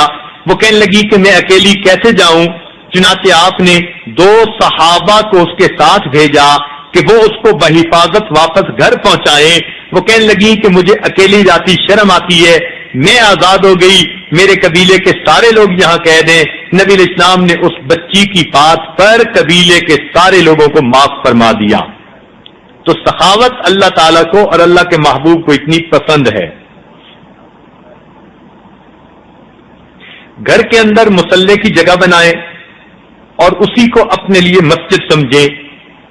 کوئی کمرہ اگر ہے، بڑا گھر ہے تو ایک کمرے کو ہی مسجد بنا لیں، یا اگر کمرے کے اندر تخت پوش رکھ کے مصلی بچھا سکتی ہیں تو اس کو بنائیں، وہاں پر تسبیح بھی ہو اور گٹھلیاں بھی ہوں اور قرآن مجید بھی قریب ہو اور حجاب بھی ہو، تاکہ جب نماز پڑھنی ہو جس نے بھی تو وہ آسانی کے ساتھ صحیح پردے کے ساتھ وہ نماز پڑھ سکیں۔ اس جگہ پر بیٹھنے کی عادت ڈالیں حتیٰ کہ طبیعت مانوس ہو جائے. اپنا فارغ وقت کرسیوں پہ سکرین کے تماشے دیکھنے کی بجائے مصلی پہ بیٹھنے کی عادت ڈالیں. صحابیات کی عادت تھی کہ جب ان کے میاں کام کاج کے لیے چلے جاتے تھے تو وہ چاشت کی وہ گھر کے کام کاج سے فارغ ہو کے چاشت کے نفل پڑھتی تھیں. چاشت صلاۃ الضحیٰ کو کہتے ہیں، یعنی جب سورج اتنا بلند ہو کہ باہر کوئی جانور چلے تو اس کا پاؤں جلنا شروع ہو جائے، زمین گرم ہو، اس کو صلاۃ الضحیٰ کہتے ہیں، چاشت کی نماز کہتے ہیں. حدیث پاک میں آتا ہے کہ اللہ تعالیٰ نے چاشت کی نماز میں روزی کی برکت کو رکھا ہے. اب دیکھیے میاں تو چلا گیا کام کے لیے، تو آپ اگر چاشت کی نماز پڑھیں گی اور دعا مانگیں گی، اے میرے مالک میرا میاں اپنے کام کاج کے لیے گھر سے چلا گیا، میں آپ کی بندی دامن پھیلا کر مانگتی ہوں کہ میرے میاں کے کام کو محنت کو قبول کر لیجئے اور اس کے بدلے ہمیں رزق حلال عطا فرمائیے. خاوند کام کرے گا، آپ چاشت کے وقت دعا کریں گی، اللہ تعالیٰ آپ کو حلال طیب اور پاکیزہ روزی عطا فرمائیں گے. آج صحابیات کا یہ خلق کتنی عورتوں میں ہے، ذرا سوچیں تو صحیح. کتنی عورتیں ہیں جو چاشت کی نماز پڑھ کے اپنے میاں کی رزق میں برکت کی دعائیں مانگتی ہیں. جب کرتی نہیں ہے عمل تو پھر اس کا نتیجہ ہوتا ہے کہ گھروں میں بے برکتی ہوتی ہے. اول تو روزی نہیں ہوتی، اور روزی وہ ہوتی ہے کہ جو گھر کے اندر الٹا فساد کا باعث بن جاتی ہے. 10ویں بات کہ فون پر بات مختصر کرنے کی عادت ڈالیں. فون پر بات مختصر کرنے کی عادت ڈالیں. اس کا تعلق بندے کی عادت کے ساتھ ہے. کئی عورتوں کو عادت ہوتی ہے کہ بس فون کے اوپر اچھا آپ کیا پکا رہی ہیں، اب یہ کمنٹری چل رہی ہوتی ہے، ہاں میں بھی آج یہ پکا رہی ہوں. اب اس میں آدھا گھنٹہ گزار دیا اور یہ سمجھ ہی نہیں ہوتی کہ زندگی کا قیمتی وقت ہم نے خواہ مخواہ بیکار کی باتوں میں گزار دیا. فون پہ مختصر بات کرنے کی عادت، ٹو دی پوائنٹ بات کرنے کی عادت ڈالیں. اس کا بہت فائدہ، ایک تو وقت بچتا ہے اور دوسرا کئی اور مصیبتوں سے غیبتوں کے سننے سے انسان بچ جاتا ہے. اس لیے کہ جو اپنے گھر کی دال پکانے کی باتیں سنائے گی وہ ممکن ہے اپنی ساس کی کوئی غیبت کی بات بھی سنا جائے اور آپ کو پتہ ہی نہ چلے. اس لیے فون پر مختصر بات کرنے کی عادت ڈالیں. اور اگر دوسری طرف کوئی غیر محرم مرد ہے تو اپنے لہجے کے اندر سختی رکھیں کہ اگر اس نے 2 فقرے بولنے ہیں تو 2 کی جگہ 1 فقرہ بول کے ہی وہ فون بند کر دے. اس کا اللہ نے حکم دیا. نبی چنانچہ قرآن مجید میں ہے، اللہ تعالیٰ فرماتے ہیں فَلَا تَخْضَعْنَ بِالْقَوْلِ، یعنی تم نے غیر محرم سے گفتگو کرنی ہے تو اپنے لہجے میں لچک پیدا مت کرو، نرمی نہ پیدا کرو. آج کل تو یہ ہوتی ہے کہ اگر کوئی مرد غیر محرم ہے ایسے میٹھی بن کے بات کریں گی کہ سارے جہان کی مٹھاس اس میں سمٹ آئی ہے. شریعت میں اس کو حرام کہا گیا. تو فون پہ بات مختصر کرنے کی عادت تو نمبر 1. اور اگر کوئی غیر محرم مرد ہے تو پھر اس کے ساتھ بات ذرا جچے تلے لہجے میں کریں، سختی کے لہجے میں کریں. ایک اصول سن لینا، بات سے بات بڑھتی ہے. یہ فکرہ یاد رکھ لینا، کام آئے گا. جوان بچیاں اس فکرے کو اپنے دل میں لکھ لیں، بات سے بات بڑھتی ہے. مقصد آپ سمجھ گئی ہیں. چنانچہ پہلے بات انسان کرتا ہے اور بات کرنے کے بعد پھر ملاقات کا دروازہ کھلتا ہے. چنانچہ اس کی دلیل قرآن پاک سے ملتی ہے. 1,25,000 پیغمبر علیہ السلام آئے، مگر ان میں سے کسی نے اللہ تعالیٰ کو دیکھنے کی خواہش کا اظہار نہیں کیا دنیا میں.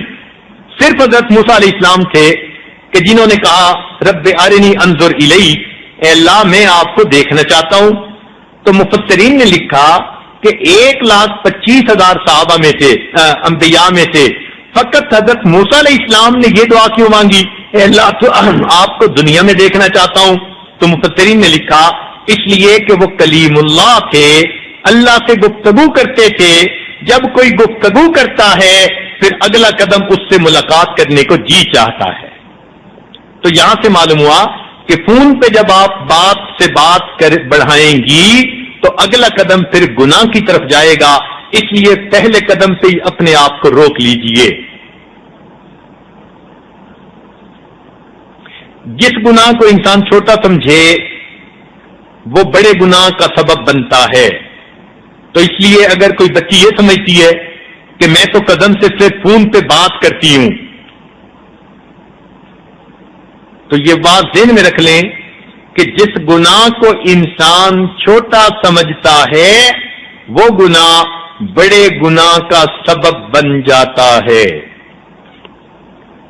11ویں بات، گھر کے اندر آپ اپنی نوٹ بک بنائیں اور اہم باتوں کو اس کے اوپر لکھنے کی عادت ڈالیں. عورتوں میں یہ چیز بہت کم ہے. کچھ نیک بیویاں، اچھی بیویاں وہ اس کی پابندی کرتی ہوں گی، وگرنہ نوٹ بک نہیں بناتی. چنانچہ کئی باتیں خامد کو کہنی ہوتی ہیں اہم، اور موقع پہ یاد نہیں آتی، اور کئی باتیں کئی کام اہم کرنے ہوتے ہیں جو خامد بتا کے جاتے ہیں وہ بھول جاتی ہیں. چنانچہ گھر کی مصیبتیں اس وجہ سے شروع ہوتی ہیں. تو فقط اپنی یادداشت پہ بھروسہ نہ کریں، اس لیے کہ جب گھر میں عورت کی اولادیں ہونی شروع ہوں تو عام طور پر پھر اس کی یادداشت اتنی اچھی نہیں رہتی. کئی مرتبہ یہ جلدی بھول جاتی ہے بات. تو جب گھر کے اندر ڈائری ہوگی اپنی، اس ڈائری میں خاوند نے جو کام کہیں وہ بھی لکھ لے، کسی اور نے کوئی کام کہا وہ بھی لکھ لیا، کسی کو کام کے لیے کہنے وہ بھی لکھ لیا. تو روز کا ایک صفحہ متعین کر لیں اور اس کے اوپر آپ نے جو باتیں کرنی ہیں وہ بھی لکھ لیں، جو کہنی ہے وہ بھی لکھ لیں، اور پھر شام کو دیکھ لیں کہ کیا میں نے سب کام سمیٹے یا نہیں. یہ نوٹ بک کا بنانا جب آپ شروع کریں گی تو آپ دیکھیں گی کہ آپ کی زندگی میں ایک ڈسپلن آ جائے گا. آپ کی زندگی خود بخود اچھی زندگی، ترتیب والی زندگی بن جائے گی. پھر آپ وقت کا بھی لحاظ رکھیں گی. جب آپ کو پتا ہوگا نا کہ آج میں نے اتنے کام سمیٹنے ہیں، پھر کسی کے فون آنے سے آپ اس سے دال پکانے کی باتیں نہیں پوچھیں گی. آپ کو پتا ہوگا کہ میرا وقت بڑا قیمتی ہے. آج ارجنٹ کاموں کی وجہ سے عورتیں اہم کاموں کی طرف توجہ نہیں دیتی. یہ بات سنیے اور دل کے کانوں سے سنیے. مس مینجمنٹ کی وجہ سے، زندگی میں پلاننگ نہ ہونے کی وجہ سے آج عورتیں ارجنٹ کاموں میں اتنا الجھ جاتی ہیں کہ امپورٹنٹ کاموں کے لیے ان بیچاریوں کے پاس فرصت ہی نہیں ہوتی. ہر وقت فائر فائٹنگ کرتی پھر رہی ہوتی ہیں. تھوڑا وقت رہ گیا، یہ کام سمیٹنے، اچھا یہ کام سمیٹنے، کل تو فلاں تقریب ہے. ہر وقت فائر فائٹنگ کرنے کی ضرورت نہیں. پلاننگ کے ساتھ زندگی گزاریے. کہا کسی نے کہ ویل پلانڈ ہاف ڈن. جب آدمی کسی کام کو اچھا پلان کر لیتا ہے تو یوں سمجھو کہ آدھا کام ہو جاتا ہے. تو یہ نوٹ بک کا بنانا اور اپنے وقت کا خیال رکھنا اور اپنے کاموں کو اس میں لکھ لینا، یہ چیز آپ کے لیے فائدے کا سبب بنے گی اور آپ کہیں گی کہ ہمیں بہت اچھا یہ نقطہ سمجھایا گیا. اکثر خامدوں کے ساتھ جو نوک جھونک ہوتی ہے وہ اسی طرح کہ بیوی نے خامد کو کام کہا، خود بھی بھول گئی، خامد بھی بھول گیا، کئی دن کے بعد یاد آیا تو الجھ پڑی. اگر میری نوٹ بک میں ہوتا تو یوں سمجھیں کہ آپ روزانہ اس کو یاد دلا سکتی تھی، وقت سے پہلے یاد دلا سکتی تھی. یا خامد نے کوئی بات کہی تو بیوی کرنا بھول گئی تو خامد کے ساتھ نوک جھونک. تو اس لیے نوٹ بک کا بنانا آج کی ضروریات زندگی اور حالات کو سامنے رکھتے ہوئے عورتوں کے لیے ایک فائدے کا سبب بنتا ہے. اسی طرح گھر کے اندر آپ کچھ چیزیں سنبھال کے رکھیے. مثال کے طور پر ہر عورت کو اپنے گھر کے اندر ایک چھوٹا سا فرسٹ ایڈ باکس بنانا چاہیے. دیکھا یہ گیا ہے کہ عورتیں اس طرف توجہ نہیں کرتی، لہذا چھوٹی چھوٹی چیزوں کے لیے ان کو ڈاکٹروں کے پاس جانا پڑتا ہے. اب ذرا سا کسی بچے کو زخم آ گیا، اچھا جی چلو ڈاکٹر کے پاس. اب ڈاکٹر کے پاس تو بچے نے جانا ہے اور ماں اس کی ویسے ہی جا رہی ہے. اب جب ایک عورت اپنے غیر محرم ڈاکٹر کے پاس جائے گی اس سے بات بھی کرنی پڑے گی، کئی مرتبہ چہرہ بھی کھول بیٹھے گی، اور کئی مرتبہ پھر بات سے بات بھی بڑھ جائے گی. تو اس شیطان کے دروازے کو بند کرنے کا آسان طریقہ کہ روز مرہ کی جو دوائیں ہوتی ہیں، یہ چیزیں ہوتی ہیں، یہ گھر کے اندر رکھ لی جائے.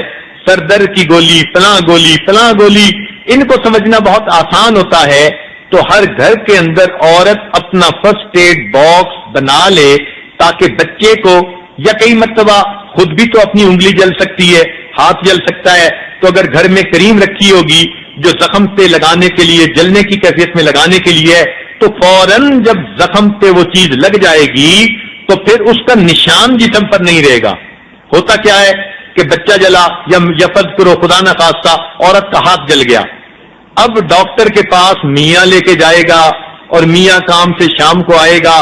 اب جب 4-5 گھنٹے زخم کو اسی طرح گزر گئے تو ڈاکٹر کے پاس جانے سے پہلے اتنا نقصان ہو چکا ہوتا ہے کہ زخموں کے نشان رہ جاتے ہیں. تو گھر کے اندر یہ چھوٹی سی جو ہے فرسٹ ایڈ باکس ہونا، یہ عورت کے لیے فائدے کا سبب ہے، دنیاوی اعتبار سے بھی اور دینی اعتبار سے بھی. عورتوں کو کوشش کرنی چاہیے کہ مرد ڈاکٹروں کے پاس حد الوسع پرہیز کریں جانے سے، تاکہ اللہ تعالیٰ غیر محرم کے فتنے سے محفوظ فرمائے. اسی طرح چابیوں کی جگہ متعین کر لیجئے. اکثر جب جانے کا وقت ہوتا ہے چابیاں نہیں ملتی اور چابیاں ڈھونڈ رہی ہوتی ہیں، اور جب چابی نہیں ملتی تو پھر خامد پیچھے سے ان کو چابی ٹائٹ کرتا ہے کہ تم نے کی یہ رکھ دی، فلاں رکھ دی، پھر جھگڑا بنتا ہے. پھر کہتی ہیں کہ مجھے ڈانٹ پڑ گئی. اس لیے ان کو سنبھال کے رکھیے. جیولری باکس عورتوں کے پاس ہوتا ہے، اس کو بھی سنبھال کے رکھیے. اس قسم کی اہم چیزیں، ان کا ایک ضابطہ بنا دیجئے تاکہ جب آپ جس وقت چاہیں آپ کو وہ چیز اسی وقت مہیا ہو سکے. آپ کی زندگی کے کئی سارے جھگڑے ان چیزوں سے وابستہ ہوتے ہیں. اگر آپ غور کریں گی تو ان چیزوں کی وجہ سے جو جھگڑے ہوتے ہیں وہ ختم ہو جائیں گے، اور اللہ تعالیٰ شیطان کو ان چیزوں کی وجہ سے گھر کا جو ہے ماحول خراب کرنے کا موقع نہیں دیں گے. 13ویں بات کہ بیوی کوئی ایسا کام نہ کرے کہ جس کی وجہ سے خامند کی نظروں سے گر جائے، چاہے وہ مال سے متعلق کام ہو، چاہے وہ اخلاق سے متعلق کوئی کام ہو. کوئی کام بھی ایسا نہ کرے کہ جس سے خامند کی نظروں میں گر جائے، اس لیے کہ وہی سہاگن جسے پیا چاہے. سارا جہان عورت کا سجن بن جائے، عورت کو کیا فائدہ اگر خامند اس کا اپنا نہ بنا. اس کی زندگی تو خامند کے ساتھ وابستہ ہے، خامند کی جگہ تو کوئی اور نہیں لے سکتا. تو اس لیے جہان ایک طرف اور اپنا خامند ایک طرف. کوئی کام ایسا نہ کریں کہ جس کی وجہ سے آپ خامند کی نظروں سے گر جائیں. گر کے انسان دوبارہ وہ مقام نہیں پا سکتا جو پہلے ہوا کرتا ہے. بچوں کے بارے میں اپنے خامند سے مشورہ کرتی رہیں. جو چیز نوٹ کریں شام کو رات کو اپنے خامند کو پوری رپورٹ بتا دیا کریں تاکہ خامند یہ نہ کہیں کہ مجھے پہلے کیوں نہیں بتایا. محاذ آرائی سے بچیں. پھر خامند کے مشورے سے جس طرح بچوں کی تربیت کرنی ہو آپس میں بچوں کی تربیت کریں، مگر جب دونوں کا مشورہ شامل ہوگا تو اللہ تعالیٰ پھر ان کے بچوں کی تربیت بھی اچھی فرمائیں گے اور ان کو مصیبتوں سے محفوظ بھی فرمائیں گے. 15ویں بات کہ خامند کی ضرورت پوری کرنے میں اپنی تکلیف کی پرواہ نہ کریں. خامند کی ضرورت پوری کرنے میں اپنی تکلیف کی پرواہ نہ کریں. نبی علیہ الصلوۃ والسلام کی حدیث پاک کا مفہوم ہے کہ اگر عورت کسی سواری پر سوار ہے اور اس کے خامند نے اسے کہا کہ مجھے ضرورت ہے آپ کی، تو وہ سواری سے نیچے اترے، خامند کی ضرورت پوری کرنے کے بعد پھر سواری پہ سوار ہو. تو اس سے معلوم ہوا کہ نبی علیہ الصلوۃ والسلام نے اس بات کا حکم دیا بیویوں کو کہ وہ خامند کی ضرورت پوری کرنے میں ٹال مٹول نہ کریں اور تکلیف کو بھی نہ دیکھیں، چھوٹی موٹی تکلیف کو خیال نہ کریں، بلکہ یہ ایک اجر کا کام ہے، عورت کی ذمہ داری ہے، اللہ تعالیٰ کی طرف سے اجر ملتا ہے. لہذا جب کوئی بیوی اپنے خامند کی ضرورت کو پورا کرتی ہے اور غسل کرتی ہے، حدیث پاک میں آتا ہے ہر غسل کے پانی کے قطرے کے بدلے اللہ تعالیٰ اس کے گناہوں کو معاف فرما دیتے ہیں.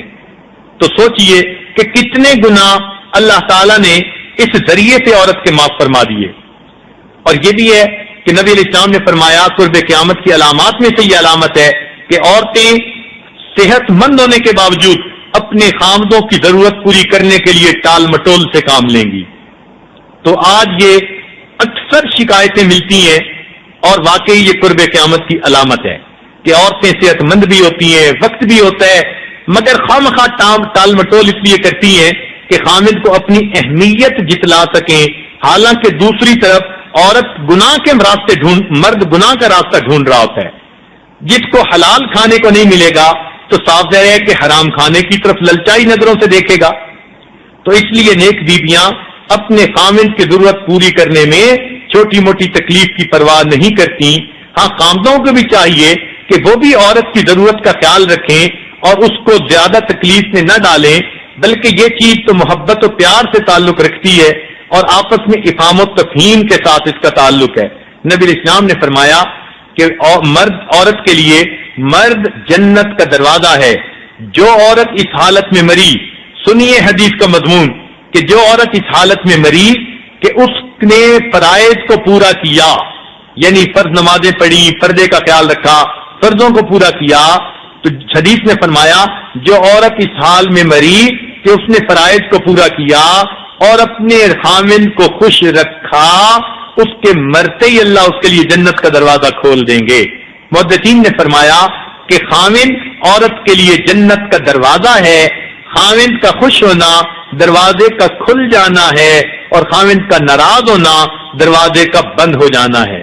اس لیے نبی علیہ السلام نے فرمایا کہ اگر کسی غیر اللہ کو سجدہ کرنے کی اجازت ہوتی تو میں بیوی کو حکم دیتا کہ اپنے خامن کو سجدہ کیا کرے. اب جب حدیث یہ پڑھتے ہیں اور دوسری طرف ہم کبھی سنتے ہیں کہ ایک عورت عالمہ ہے, حافظہ ہے, قاری ہے, اور پھر اپنے خامن سے الجھتی ہے, تو سچی بات ہے کہ کئی مرتبہ تو کانپ اٹھتے ہیں کہ اس بچی نے پھر دین کو کیا سمجھا. کہ نبی علیہ السلام تو فرماتے ہیں کہ اگر اجازت ہوتی تو بیوی کو حکم دیتا خامن کو سجدہ کرے. اب اس میں یہ تو نہیں کہا کہ نیک خامن کو سجدہ کرے اور اگر خامن نیک نہ ہو تو سجدہ نہ کرے, نہیں, خامن کو سجدہ کرے. لہذا خامن نیک ہو یا بد, عورت کو چاہیے کہ اس کی خادمہ بن کے رہے. اللہ نے اس کی خادمہ بنایا, اس خدمت کے عوض اللہ تعالیٰ اس کو اپنا قرب عطا فرمائیں گے. تو اس لیے اپنے خامن کی خدمت کو اپنا جو ہے اعزاز سمجھیے, اپنے لیے عزت سمجھیے اور اس خامن کو خوش رکھیے. خامن کو خوش رکھنا عورت کے لیے بہت آسان ہوتا ہے. مخلص عورت کا خامن اس سے ویسے ہی خوش ہوتا ہے. جو عورت خامن کی بات مان لیتی ہے, خامن اس کی بڑی بڑی غلطیوں کو درگزر کر دیا کرتا ہے. تو اس لیے خامن کو خوش رکھنا جنت کے دروازے کو کھولنا ہے اور خامن کو ناراض کرنا جنت کے دروازے کو بند کرنا ہے. ہم نے اپنے علماء سے کتابوں میں یہ بات پڑھی, ذمہ داری سے عرض کر رہا ہوں کہ فرمایا گیا کہ اگر کسی کا خامن بغیر وجہ سے اس سے ناراض ہو جائے تب بھی بیوی کا حق بنتا ہے کہ وہ اپنے خامن کو منانے کی کوشش کرے. توجہ فرمائیے کہ اگر کسی کا خامن بغیر وجہ کے اس سے ناراض ہو جائے, اگر کسی کا خامن بغیر وجہ کے اس سے ناراض ہو جائے تب بھی شریعت کا حکم ہے کہ بیوی کو چاہیے کہ وہ اپنے خامد کو منانے کی کوشش کرے. اور آج تو کہتی ہیں کہ نہیں, اگر یہ بات اس نے میری نہ مانی تو میں نے بول دی ہی نہیں, اور گھر کے اندر پھر جھگڑا فساد ہوتا ہے. ضد تو پوری آپ کر لیں گی مگر اللہ کی رضا تو آپ کو حاصل نہیں نہ ہوگی. تو اس لیے یہ بات ذہن میں رکھیں. 16واں پوائنٹ یہ ہے کہ خامن کو پریشانی کے وقت میں تسلی دے. یہ صحابیات کی سنت ہے. جیسے نبی علیہ السلام گھر آئے تھے پہلی وحی کے بعد, زملونی زملونی یہ فرماتے تھے, تو خدیجۃ الکبریٰ رضی اللہ عنہا نے ان کو تسلی دی تھی. بلکہ آپ فرماتے تھے خشیت علی نفسی, مجھے اپنی جان کا خطرہ ہے. تو انہوں نے فرمایا کلا, ہرگز نہیں, انک لتصل الرحم, آپ تو صلہ رحمی کرنے والے ہیں, وتحمل الکل, اور دوسروں کا بوجھ اٹھانے والے ہیں. تقسم المعدوم، اور آپ تو جن کے پاس کچھ نہیں ان کو کما کر دینے والے ہیں. وتقرئ الضیف، مہمان نوازی کرنے والے ہیں. جب آپ میں اتنے اچھے اخلاق ہیں اللہ تعالیٰ آپ کو ضائع نہیں فرمائیں گے. چنانچہ اہلیہ کی ان باتوں سے اللہ کے محبوب کو تسلی مل گئی تھی. تو خامن کبھی گھر کی کاروبار سے پریشان، کبھی کسی اور بات سے پریشان، تو عورت کی ذمہ داری کہ وہ آئے تو گھر میں تسلی کے بول بولے.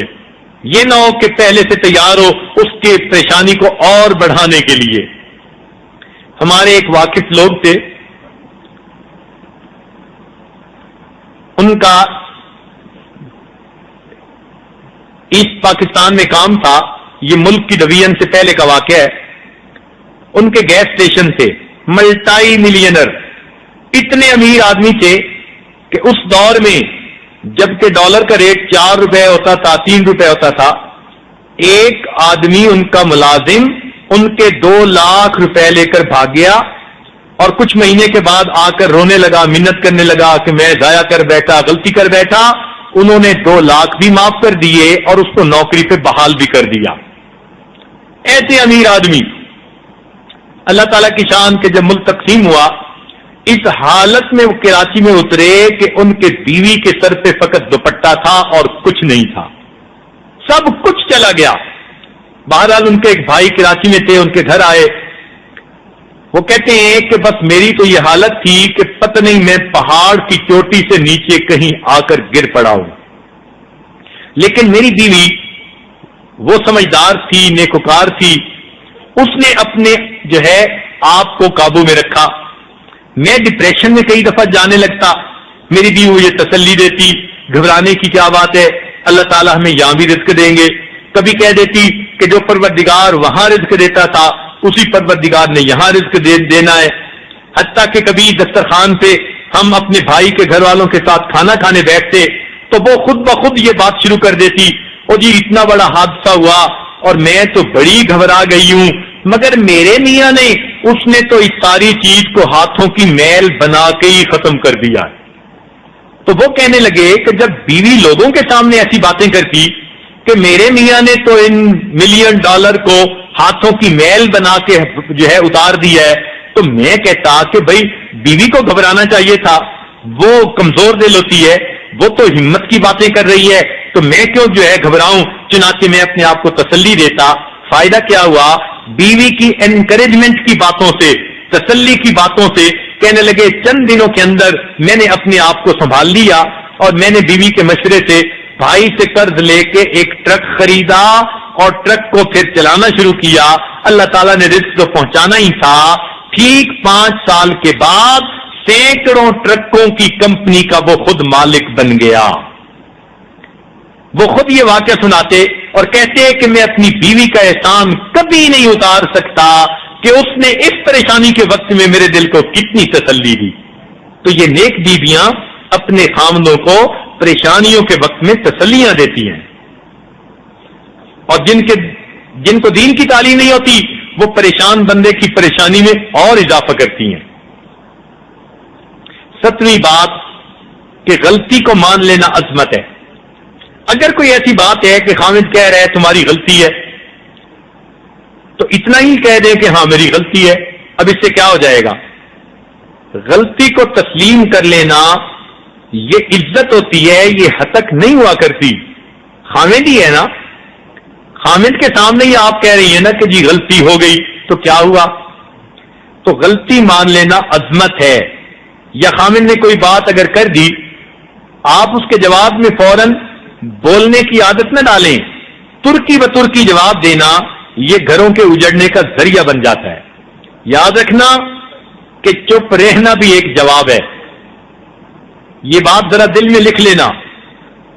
عورتیں اس بات کو ذرا تسلی سے سنیں کہ چپ رہنا بھی ایک جواب ہوتا ہے. کئی مقامات پر خامد کی بات سن کے چپ رہنا، اس سے خامد کو اس کا جواب مل جاتا ہے. بعض مرتبہ الفاظ کی بجائے خاموشی میں زیادہ وضاحت ہوتی ہے. بعض مرتبہ الفاظ کی بجائے خاموشی میں زیادہ وضاحت ہوتی ہے. چنانچہ ایک میاں بیوی میں جھگڑے ہوتے تھے اور ہوتے بھی اسی طرح کہ خاوند جیسے ہی گھر آتا وہ آتے ہی کہتا یہ ہوا یہ ہوا یہ ہوا، اور بیوی آگے سے جواب دینے لگ جاتی اور اسی وقت سے جھگڑے شروع ہو جاتے. چنانچہ بیوی کسی اللہ والے کے پاس گئی کہ جی گھر میں جھگڑے ہیں کچھ دیں. انہوں نے پانی دم کر کے دیا اور انہوں نے کہا کہ جب تمہارا میاں گھر میں داخل ہو اس پانی کو منہ میں رکھنا 5-10 منٹ تک تو جھگڑے دور ہو جائیں گے. اب وہ جب بھی آتا تو بیوی گھونٹ بھر کے منہ میں پانی رکھتی، بولتی نہ، اور خاوند کا 5-10 منٹ میں جو بات تھی، غصہ تھا، یہ تھا وہ تھا، اتر جاتا. پھر خاوند پیار کے موڈ میں آ جاتا اور میاں بیوی کی اچھی زندگی گزرتی. چنانچہ دم شدہ پانی نے گھر کے جھگڑوں کو ختم کر دیا. 18ویں بات کہ شکوے شکایتیں لوگوں کے میاں کے سامنے کرنے کی بجائے اللہ تعالیٰ کے سامنے کہنے کی عادت ڈالیں. کیا مطلب؟ کہ جب عبادت کا موقع ملے تو دعا لمبی کرنے کی عادت ڈالیں. دل کا جو غم ہے، جو بھڑاس ہے، وہ فون پہ سہیلیوں کو بتانے کی بجائے یا میاں کو بتانے کی بجائے وہ اپنے رب کے سامنے دل کھولیں. جب آپ اپنے دل کے غم اور دکھ اپنے رب کو بتانا شروع کریں گی تو آپ کا پروردگار آپ کے دل کے غموں کو دور فرما دیں گے. اس سے آپ کو دعا کی لذت بھی نصیب ہو جائے گی، آپ کے دل کو تسلی بھی مل جائے گی، اور پھر آپ کو قضا کے اوپر صبر نصیب ہوگا، اور آپ کے دل میں یہ بات ہوگی کہ اللہ تعالیٰ مجھے جس حال میں رکھے میں اپنے رب سے راضی ہوں. نہ تو ہجر اچھا نہ وصال اچھا ہے، یار جس حال میں رکھے وہی حال اچھا ہے. اللہ تعالیٰ جس حال میں رکھے اس حال میں اللہ کا شکر ادا کرتی رہے. 19واں پوائنٹ کہ خامن کے قرابت داروں سے اچھا تعلق رکھے، اس لیے کہ الدین النصیحہ، دین سراسر خیر خواہی ہے، اور خیر خواہی کا تقاضا کہ خامن کے ماں، والد، بہنیں، جو بھی لوگ ہیں ان کے ساتھ آپ شرعی اعتبار سے پیار کا تعلق رکھیں تاکہ اس وجہ سے درمیان میں کوئی جھگڑے نہ پیدا ہو سکیں. اس کو اپنی ذمہ داری سمجھیں، پھر دیکھنا اس کی وجہ سے اللہ تعالیٰ کی طرف سے کتنی برکتیں آئیں گی. خاوند کے قرابت داروں سے اگر آپ جھگڑے چھیڑیں گی تو سمجھ لیں کہ میں خود اپنے خاوند سے جھگڑے چھیڑ رہی ہوں. جو کچھ بھی ہو، ماں ماں ہوتی ہے، بہن بہن ہوتی ہے، بھائی بھائی ہوتا ہے. خاوند آپ کو حق پہ سمجھتے ہوئے وقتی طور پہ آپ کی بات مان بھی لے گا، تب بھی وہ اس چیز کو دل سے برا سمجھے گا کہ اس نے میرے قریب والوں کی برائی کیوں کی ہے. تو ایک اصول بنا لیں کہ خاوند کے قرابت داروں سے ہمیشہ اچھا تعلق رکھیں، اس لیے کہ خاوند کے قرابت دار ہیں.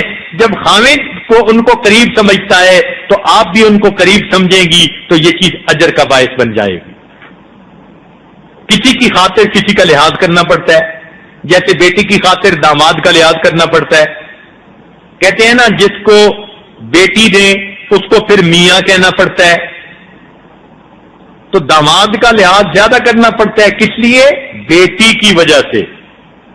اور داماد کا لفظ ایسا ہے کہ اس کو سیدھا پڑھو تو بھی داماد اور اس کو الٹا پڑھو تو بھی داماد.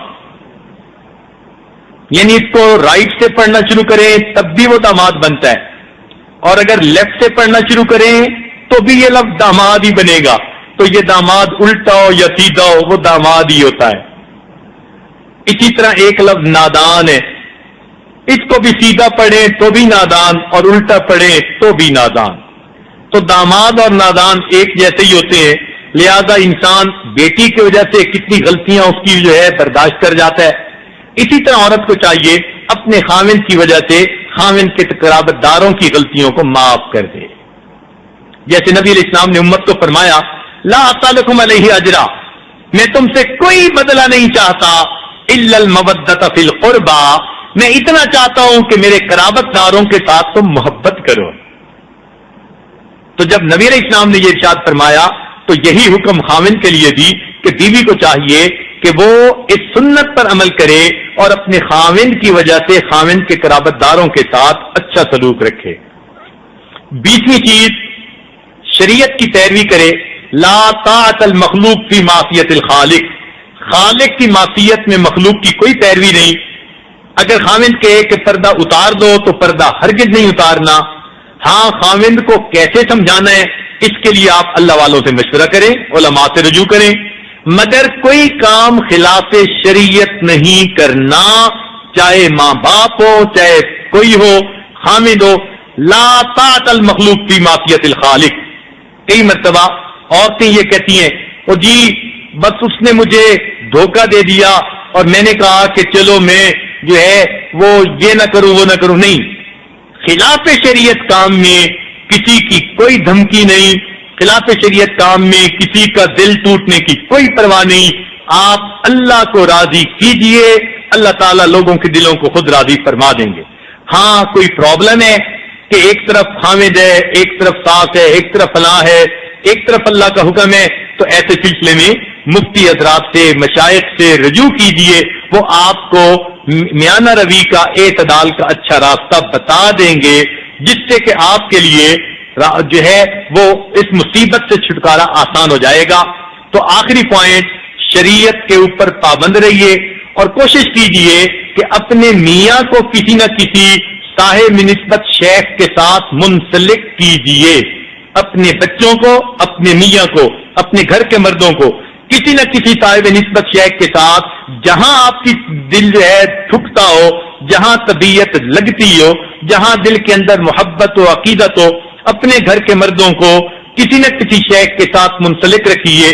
اس کا یہ فائدہ کہ شیخ کی نسبت سے آپ کا میاں ایک تو نیکی پر رہے گا، گناہوں سے بچے گا، اور دوسرا یہ کہ اگر وہ آپ کے حقوق پورے نہیں کر رہا تو کم از کم کوئی تو دنیا میں ایسا ہوگا جو آپ کے میاں کو حقوق پورے کرنے کی نصیحت کر سکے گا۔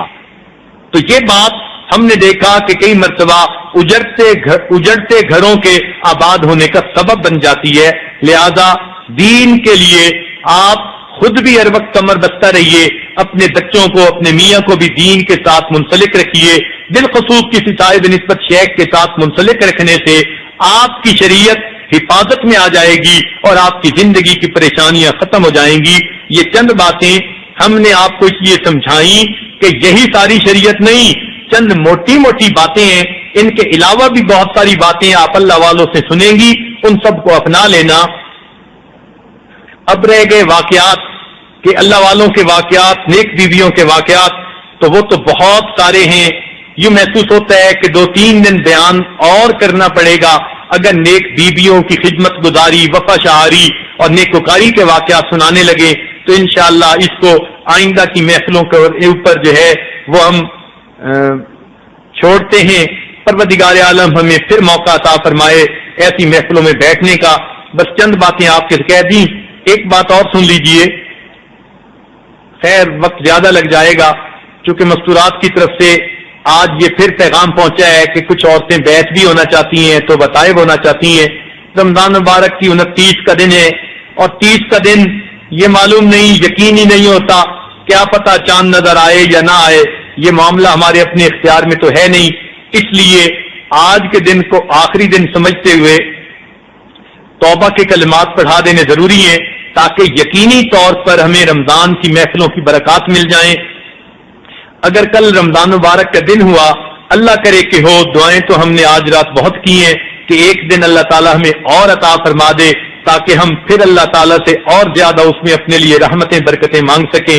اگر رمضان مبارک کا دن ہوا تو انشاءاللہ کل یہ محفل رہے گی، مگر اس میں آپ کو جو ہے وہ کچھ ذکر اذکار اور اللہ کی یاد اور عبادت اور اس سے متعلقہ کچھ باتیں بتائی جائیں گی جو فائدے مند ہوں گی۔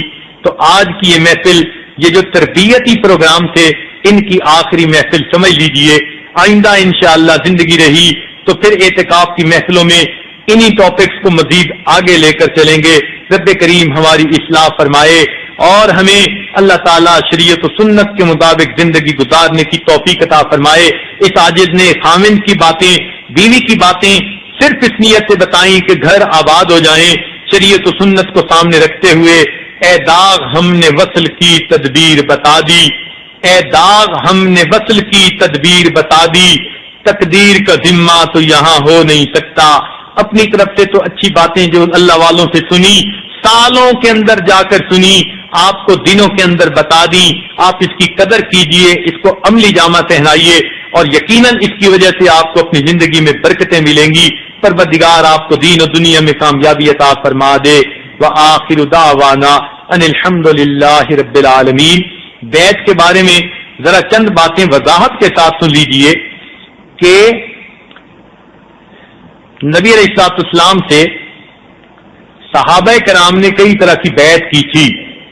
بیعت کا لفظی مطلب ہوتا ہے شریعت کے اوپر عمل کرنے کا دل میں عہد کرنا اور گناہوں سے توبہ کرنے کا دل میں عزم ارادہ کرنا. یعنی جب کوئی یہ دل میں ارادہ کرے کہ میں نے پچھلے گناہوں کو چھوڑ دیا اور آئندہ نیکوکاری کی زندگی گزارنے کا دل میں نے عہد کر لیا، اس کو کسی شیخ کے سامنے نیت کر کے پھر توبہ کے کلمات کو پڑھ لینا، اس کو بیعت کہتے ہیں. شریعت کی نظر میں یہ بیعت کہلاتی ہے. اور یہ بیعت کا عمل سب صحابیات نے نبی علیہ السلام سے کیا اور یہ سنت آج تک چلتی چلی آ رہی ہے. بہت ساری ایسی مستورات ہوں گی جنہوں نے پہلے کئی مشائخ کے ساتھ بیعت کر چکی ہوں گی، تو ان کا ایک روحانی تعلق ان بزرگوں کے ساتھ ہے.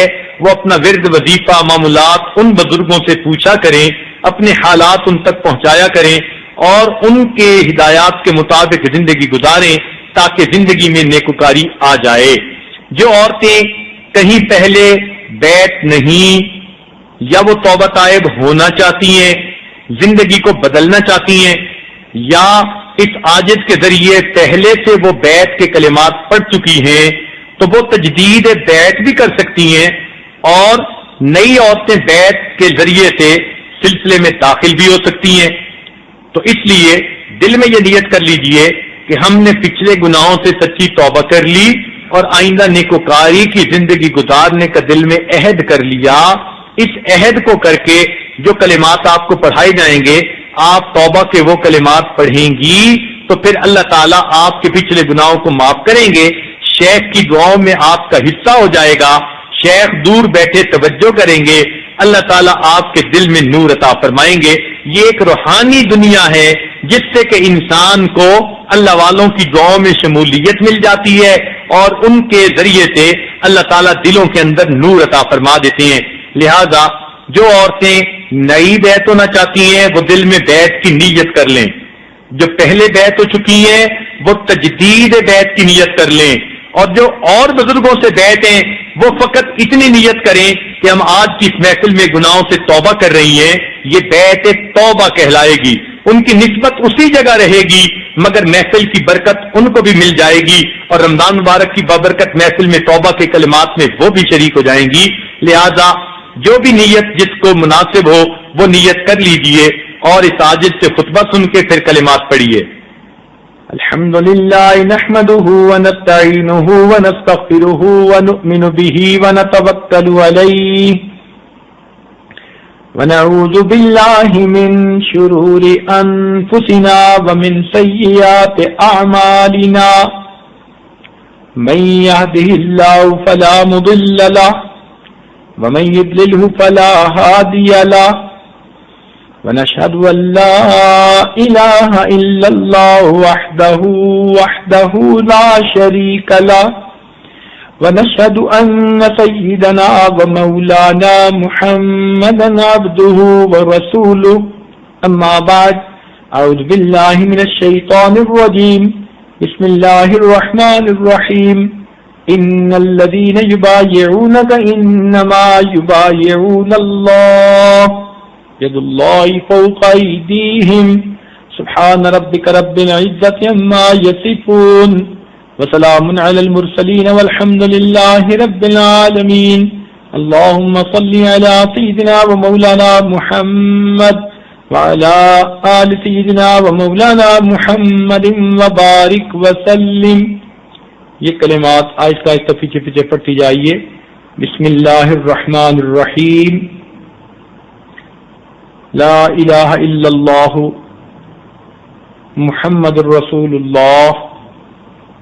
آمنت باللہ وملائکتہ وکتبہ ورسلہ والیوم الآخر والقدر خیرہ وشرہ من اللہ تعالی والبعث بعد الموت آمنت باللہ کما ہوا باسمائہ وصفاتہ وقبلت جمیع احکامہ اقرار باللسان وتصدیق بالقلب اشہد ان لا الہ الا اللہ واشہد ان محمدا عبدہ ورسولہ استغفر اللہ ربی من کل ذنب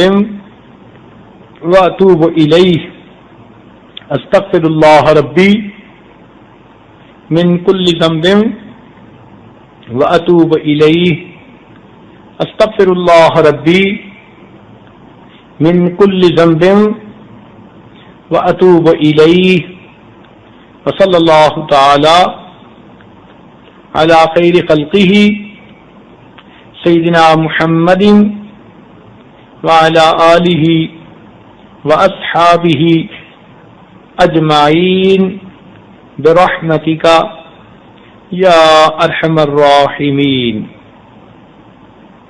ان کلمات کو پڑھنے سے آپ تو بتائے ہو چکی ہیں، چند معمولات ہیں وہ سن لیجئے، ان کو اگر آپ باقاعدہ کریں گی تو آپ کے دل کی ظلمت دور ہوگی، اللہ تعالیٰ دل میں اپنی محبت عطا فرمائیں گے، آپ کے لیے پوری شریعت پر عمل کرنا آسان ہو جائے گا۔ ایک تو یہ کہ لیٹے بیٹھے چلتے پھرتے ہر وقت آپ دل میں اللہ کا دھیان رکھیں، اس کو وقوف قلبی کہتے ہیں۔ دست بکار دل بیار، ہاتھ کام کاج میں مشغول اور دل اللہ تعالیٰ کی یاد میں مشغول۔ دوسری چیز ہے مراقبہ۔ مراقبے کا مطلب یہ ہے کہ آپ روزانہ صبح و شام کچھ وقت فارغ کر کے قبلہ رو ہو جائیں، وضو ہو جائیں، باوضو ہو جائیں، آنکھوں کو بند کر کے یہ تصور کریں کہ اللہ تعالیٰ کی رحمت آ رہی ہے، میرے دل میں سما رہی ہے، میرے دل کی ظلمت اور سیاہی دور ہو رہی ہے اور میرا دل اللہ اللہ اللہ پڑھ رہا ہے۔ تو دل پڑھ رہا ہے، آپ سننے کی کوشش کریں۔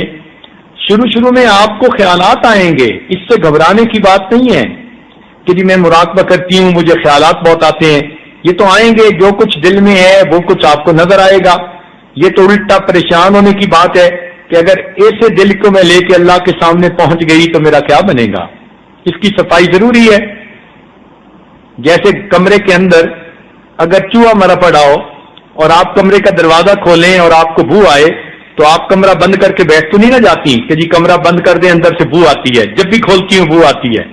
آپ کہیں گی کہ یہ بو برداشت کرنی پڑے گی، کمرہ کھولوں اور چوہے کو اٹھا کر باہر پھینکواؤں تاکہ اس کے اندر صفائی کر کے ہمیشہ کے لیے بو ختم ہو جائے۔ تو بالکل اسی طرح جب آپ مراقبے میں بیٹھتی ہیں اور دل کی کھڑکی کو تھوڑا سا کھولتی ہیں، چونکہ دل میں مخلوق کی محبت بھری پڑی ہے، دنیا بھری پڑی ہے، گناہوں کا زنگ لگا پڑا ہے، اس لیے آپ کو فوراً الٹے سیدھے خیال آنے شروع ہو جاتے ہیں۔ تو آپ مراقبہ کرنا مت چھوڑیں، اسی طرح آپ بیٹھی رہیں۔ بیٹھنے کی برکت سے اللہ تعالیٰ خیالات سے جان چھڑا دیں گے اور جمعیت عطا فرما دیں گے۔ کئی عورتیں کہتی ہیں جی مراقبے میں بیٹھے تو نیند آ جاتی ہے، اس سے کوئی فرق نہیں پڑتا۔ دیکھیں اگر بادشاہ کے دروازے پہ کوئی سائل آ کر بیٹھے 5 گھنٹے بیٹھا رہے مگر اس دوران آدھ گھنٹہ اس کی آنکھ بھی لگ گئی تو یہ تو نہیں نہ کہتے جی کہ یہ 4.5 گھنٹے سے بیٹھا ہے۔ ہر کوئی کہے گا کہ جی 5 گھنٹے سے بیٹھا انتظار کر رہا ہے، اگر سو بھی گیا تو وہ انتظار میں ہی ہوا۔ تو اگر مراقبے میں آپ کی آنکھ بھی لگ جائے تو آپ اللہ تعالیٰ کے در پہ بیٹھنے والوں میں تو شامل ہیں ہی صحیح۔ تو گھبرانے کی ضرورت نہیں، ہمارا کام ہے مراقبے میں بیٹھنا، پابندی کے ساتھ بیٹھیں اور تھوڑا وقت بھی نہیں، یہ 5-10 منٹ سے کچھ نہیں بنتا، اگر وقت ہے تو آدھا گھنٹہ، پونا گھنٹہ، 1 گھنٹہ مراقبہ کیجیے۔ ایسی بھی ایک بیویاں ہیں مختلف ملکوں میں کہ جو روزانہ 3 گھنٹے بھی مراقبہ کرتی ہیں۔ جب ان کو موقع مل جاتا ہے وہ اپنے رب سے بیٹھ کے باتیں کرتی ہیں، اپنے رب کی یاد میں سر جھکاتی ہیں۔ جی ڈھونڈتا ہے پھر وہی فرصت کے رات دن، بیٹھا رہوں تصور جانا کیے ہوئے۔ تو ذرا وقت ملتا ہے تو وہ مراقبہ کرتی ہیں اور اللہ ان کو مراقبے کی لذت عطا فرما دیتا ہے. درود شریف اور استغفار روزانہ 100 دفعہ صبح شام پڑھیں. اللہم صلی علی سیدنا محمد وعلی آل سیدنا محمد وبارک وسلم. استغفار کی تسبیح بھی پڑھیں, استغفر اللہ ربی من کل ذنب واتوب الیہ. قرآن مجید بھی روزانہ پڑھیں, ایک پارہ پڑھے تو بہت اچھا, آدھا پارہ. جن دنوں عورتوں کو نماز معاف ہوتی ہے ان دنوں وہ قرآن مجید بھی نہ پڑھیں, دن پڑھے اللہ اجر عطا فرما دیتے ہیں. اور وقتاً فقتاً اپنے حالات و کیفیات خط کے ذریعے, فون کے ذریعے, ای میل کے ذریعے آپ اس عاجز کو پہنچاتی رہیں, اور یہ عاجز آپ کے لیے دعائیں بھی کرے گا, اور اگر ضرورت محسوس ہوئی تو اگلے جو ہے سبق بھی دے گا. انشاءاللہ اس طرح باطن کی راستہ ہموار ہو جائے گا. ابھی ہم چند منٹ کے لیے مراقبہ کریں گے اور اس کے بعد دعا کریں گے. مستورات کی طرف سے یہ ایک فرمائش آئی تھی کہ آج رمضان مبارک کے آخری لمحات ہیں, پتہ نہیں یہ گھڑیاں پھر ملیں گی یا نہیں, تو اس لیے دعا کے اندر اسماء الحسنہ پڑھ کے دعا مانگی جائے. تو دعا میں یہ عاجز اسماء الحسنہ پڑھے گا. جب بھی کوئی نام پڑھے گا تو آپ اس نام کو سن کر آگے سے یا اللہ اپنی زبان سے کہیں گی. یعنی جیسے بچہ امی امی امی کہہ کے پکارتا ہے تو ماں فوراً اس کی بات کو سنتی ہے, اسی طرح جب کوئی بندہ اللہ اللہ کہہ کے پکارتے اللہ کو تو اللہ تعالیٰ فوراً متوجہ ہوتے ہیں. تو یہ عاجز اللہ کا نام جب بھی پڑھے گا تو نام پڑھنے کے بعد آپ یا اللہ خود پڑھیں گی بار بار بار بار, تو اس سے آپ کا دل اللہ کی طرف متوجہ ہوگا اور آپ کی دعا کے اندر یکسوئی پیدا ہو جائے گی. حدیث پاک میں آتا ہے اللہ تعالیٰ کے ناموں میں سے ایک نام اس میں اعظم ہے, اس کی برکت سے دعا مانگی جائے اللہ دعا قبول کر لیتے ہیں. تو جب 99 کے 99 نام بھی پڑھ لیے تو یقیناً اس میں اعظم بھی اس میں آ جائے گا اور ہماری دعا انشاءاللہ قبول ہوگی. ویسے بھی اللہ تعالیٰ نے خوشخبری سنا دی, فرماتے ہیں وَلِلَّهِ الْأَسْمَاءُ الْحُسْنَىٰ فَادْعُوهُ بِهَا. اللہ تعالیٰ کے پیارے پیارے نام ہیں, ان ناموں سے تم اللہ سے دعائیں مانگو. تو اس لیے چند منٹ مراقبہ کیجیے, اس کے بعد پھر انشاءاللہ دعا مانگیں گے. اور دعا کی ترتیب آپ نے سن لی کہ ارد گرد سے آپ کٹ جانا, قطعاً یہ نہ دیکھنا کہ میرے دائیں بائیں کون بیٹھی ہے, گم ہو جانا اپنی دنیا میں, بس اپنے گناہوں کا دھیان ہو اور اللہ سے معافی کا دھیان ہو, اور یہ سوچ کے دعا مانگنا کہ جبریل علیہ السلام نے بد دعا کی تھی, برباد ہو جائے وہ شخص جس نے رمضان کا مہینہ پایا اور اپنی مغفرت نہ کروائی, اور ہمیں نہیں پتا ہماری مغفرت ہوئی یا نہیں ہوئی. تو آج کی محفل کیا پتا رمضان کی آخری محفل ہو, اس لیے یقیناً آج ہمیں اپنے آپ کو بخشوا کے اٹھنا ہے. اس لیے تھوڑی دیر مراقبہ کر لیجیے. لا الہ الا اللہ محمد الرسول اللہ. دعا کے لیے ہاتھ اٹھا لیجیے اور اس وقت کو اپنی زندگی کا غنیمت وقت سمجھیے. کیا پتا کہ یہ ہمارے لیے زندگی کا آخری موقع ہو اور اس رمضان کی یہ آخری محفل ہو. لہذا اپنے سب گناہوں سے سچی پکی توبہ کر لیجیے. جو دل میں پریشانیاں ہیں ان کے دور ہونے کی دعائیں مانگیے, اور آج اپنے رب کو منا کے اٹھیے. ایسا نہ ہو کہ جبریل علیہ السلام کی بد دعا لگے, برباد ہو جائے وہ شخص جس نے رمضان کا مہینہ پایا اور اپنی مغفرت نہ کروائی, اور نبی علیہ السلام نے اس بد دعا پر آمین کی مہر لگائی ہوئی ہے. لہذا اس وقت اپنے حالت کیفیت کو سامنے رکھتے ہوئے اپنے رب سے مانگیے. رب کریم بڑے مہربان ہیں, وہ اپنے بندوں کے گناہوں کو معاف کر کے خوش ہو جاتے ہیں. جب بچہ امی امی پکارتا ہے ماں کی ممتا جوش میں آ جاتی ہے, جب بندہ اللہ اللہ پکارتا ہے اللہ کی رحمت جوش میں آ جاتی ہے. لہذا اپنے جو ہے ہر طرف سے ہٹ کٹ کے اپنے رب کے ساتھ جڑ جائیے, اور اس محفل کو اپنی زندگی کا غنیمت وقت سمجھتے ہوئے جو مانگنا ہے اپنے در سے مانگ لیجیے. سبحان ربی العلی الوہاب. اللہم صلی علی سیدنا محمد وعلی آل سیدنا محمد وبارک وسلم. ربنا ظلمنا انفسنا وإن لم تغفر لنا وترحمنا لنكونن من الخاسرین. ربنا لا تزغ قلوبنا بعد إذ هديتنا وهب لنا من لدنك رحمة إنك أنت الوهاب. اپنے رب کو پکاریے اور اپنے گناہوں کی معافی مانگیے, اور آج کے اس وقت کو غنیمت سمجھیے. ساری عمر ہم گناہ کرتے پھرے, آج اپنے مالک کے در پر آئے ہیں, اس بڑے دربار پر بیٹھے ہیں, بڑے دروازے کو کھٹکھٹا رہے ہیں جیسے ایک سائل دروازہ کھٹکھٹاتا ہے اور پھر انتظار میں ہوتا ہے کب دروازہ کھلے گا اور میرے دامن میں کچھ ڈالا جائے گا. آج آپ اللہ کے در پر بیٹھی ہیں, اپنے رب کو منانا چاہتی ہیں, سارے گناہوں سے آج سچی توبہ کرنا چاہتی ہیں، رب کریم سے اس کی رحمتیں مانگنا چاہتی ہیں، اس وقت کو غنیمت سمجھیے۔ اور آج اس نیک لوگوں کی محفلوں میں کہاں سے لوگ اعتکاف کے لیے آ کر یہاں بیٹھے، معلوم نہیں یہ محفلیں پھر نصیب ہوں گی یا نہیں ہوں گی۔ اس محفل کو غنیمت سمجھ لیجیے اور اللہ تعالیٰ سے اللہ کو مانگ لیجیے اور رب کریم کو پکاریے اپنے دل کی گہرائیوں سے، تاکہ اللہ تعالیٰ کی رحمت جوش میں آ جائے۔ لہذا اپنے رب کے پیارے پیارے نام ہیں، ان ناموں سے اپنے رب کو پکاریے۔ یہ عاجز اللہ کا نام پڑھے گا، جو ہے صفاتی نام پڑھے گا، آپ آگے سے یا اللہ کہیں گی تو یا اللہ خوب اونچا کہہ کے اپنے رب کو پکاریے تاکہ آپ کا رب آپ کی طرف متوجہ ہو جائے۔ چنانچہ پڑھیے اللہ الذی لا الہ الا ہو الرحمن یا اللہ، تو آپ یا اللہ اس کے جواب میں کہیں گی الرحمن یا اللہ، الرحیم یا اللہ، الملک یا اللہ، القدوس یا اللہ، السلام یا اللہ، المؤمن یا اللہ، المہیمن یا اللہ، العزیز یا اللہ، الجبار یا اللہ، المتکبر یا اللہ، الخالق یا اللہ، البارئ یا اللہ، المصور یا اللہ، الغفار یا اللہ، القہار یا اللہ، الوہاب یا اللہ، الرزاق یا اللہ، الفتاح یا اللہ، العلیم یا اللہ، القابض یا اللہ، الباسط یا اللہ، الخافض یا اللہ، الرافع یا اللہ، المعز یا اللہ، المذل یا اللہ، السمیع یا اللہ، البصیر یا اللہ، الحکم یا اللہ، العدل یا اللہ، اللطیف یا اللہ، الخبیر یا اللہ، الحلیم یا اللہ، العظیم یا اللہ، الغفور یا اللہ، الغفور یا اللہ، الغفور یا اللہ، الشکور یا اللہ، العلی یا اللہ، الکبیر یا اللہ، الحفیظ یا اللہ، المقیت یا اللہ، الحسیب یا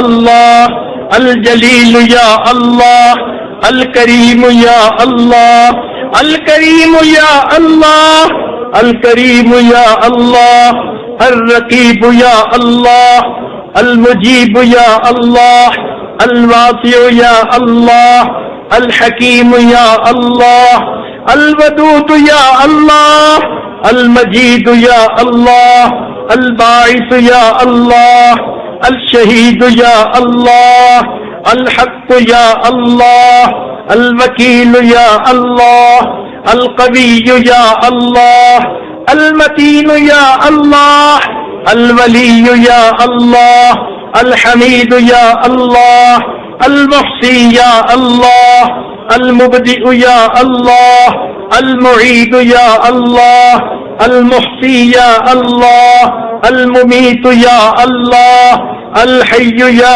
اللہ، القیوم یا اللہ، الحی یا اللہ، القیوم یا اللہ، الحی یا اللہ، القیوم یا اللہ، الواجد یا اللہ، الماجد یا اللہ، الواحد یا اللہ، الاحد یا اللہ، الصمد یا اللہ، القادر یا اللہ، المقتدر یا اللہ، المقدم یا اللہ، المؤخر یا اللہ، الاول یا اللہ، الآخر یا اللہ، الظاہر یا اللہ، الباطن یا اللہ، الوالی یا اللہ، المتعالی یا اللہ، البر یا اللہ، التواب یا اللہ، التواب یا اللہ، التواب یا اللہ، التواب یا اللہ، المنعم یا اللہ، المنتقم یا اللہ، العفو یا اللہ،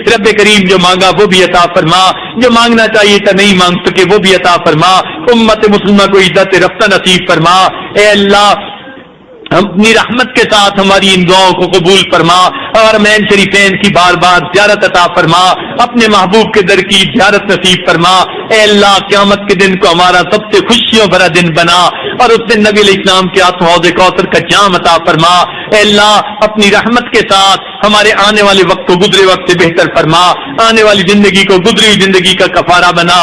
میرے مولا ہماری توبہ قبول فرما، اے اللہ ہماری توبہ قبول فرما، اے کریم آقا ہماری توبہ قبول فرما۔ اے اللہ اگر توبہ قبول نہیں کرنی پھر بھی توبہ قبول فرما، اللہ پھر بھی توبہ قبول فرما، پھر بھی توبہ قبول فرما، میرے مولا پھر بھی توبہ قبول فرما۔ اے مالک ہماری ان دعاؤں کو اپنی رحمت سے قبول فرما۔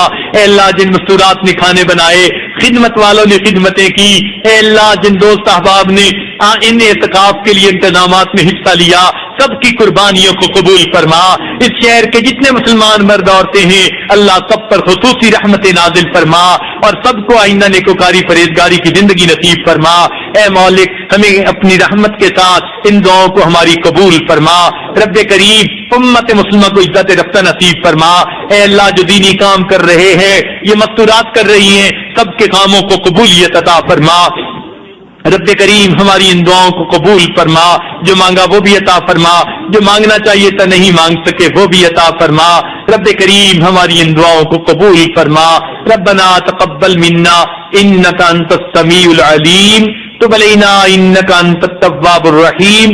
صلی اللہ تعالی علی حبیبہ سیدنا محمد وآلہ واصحابہ اجمعین۔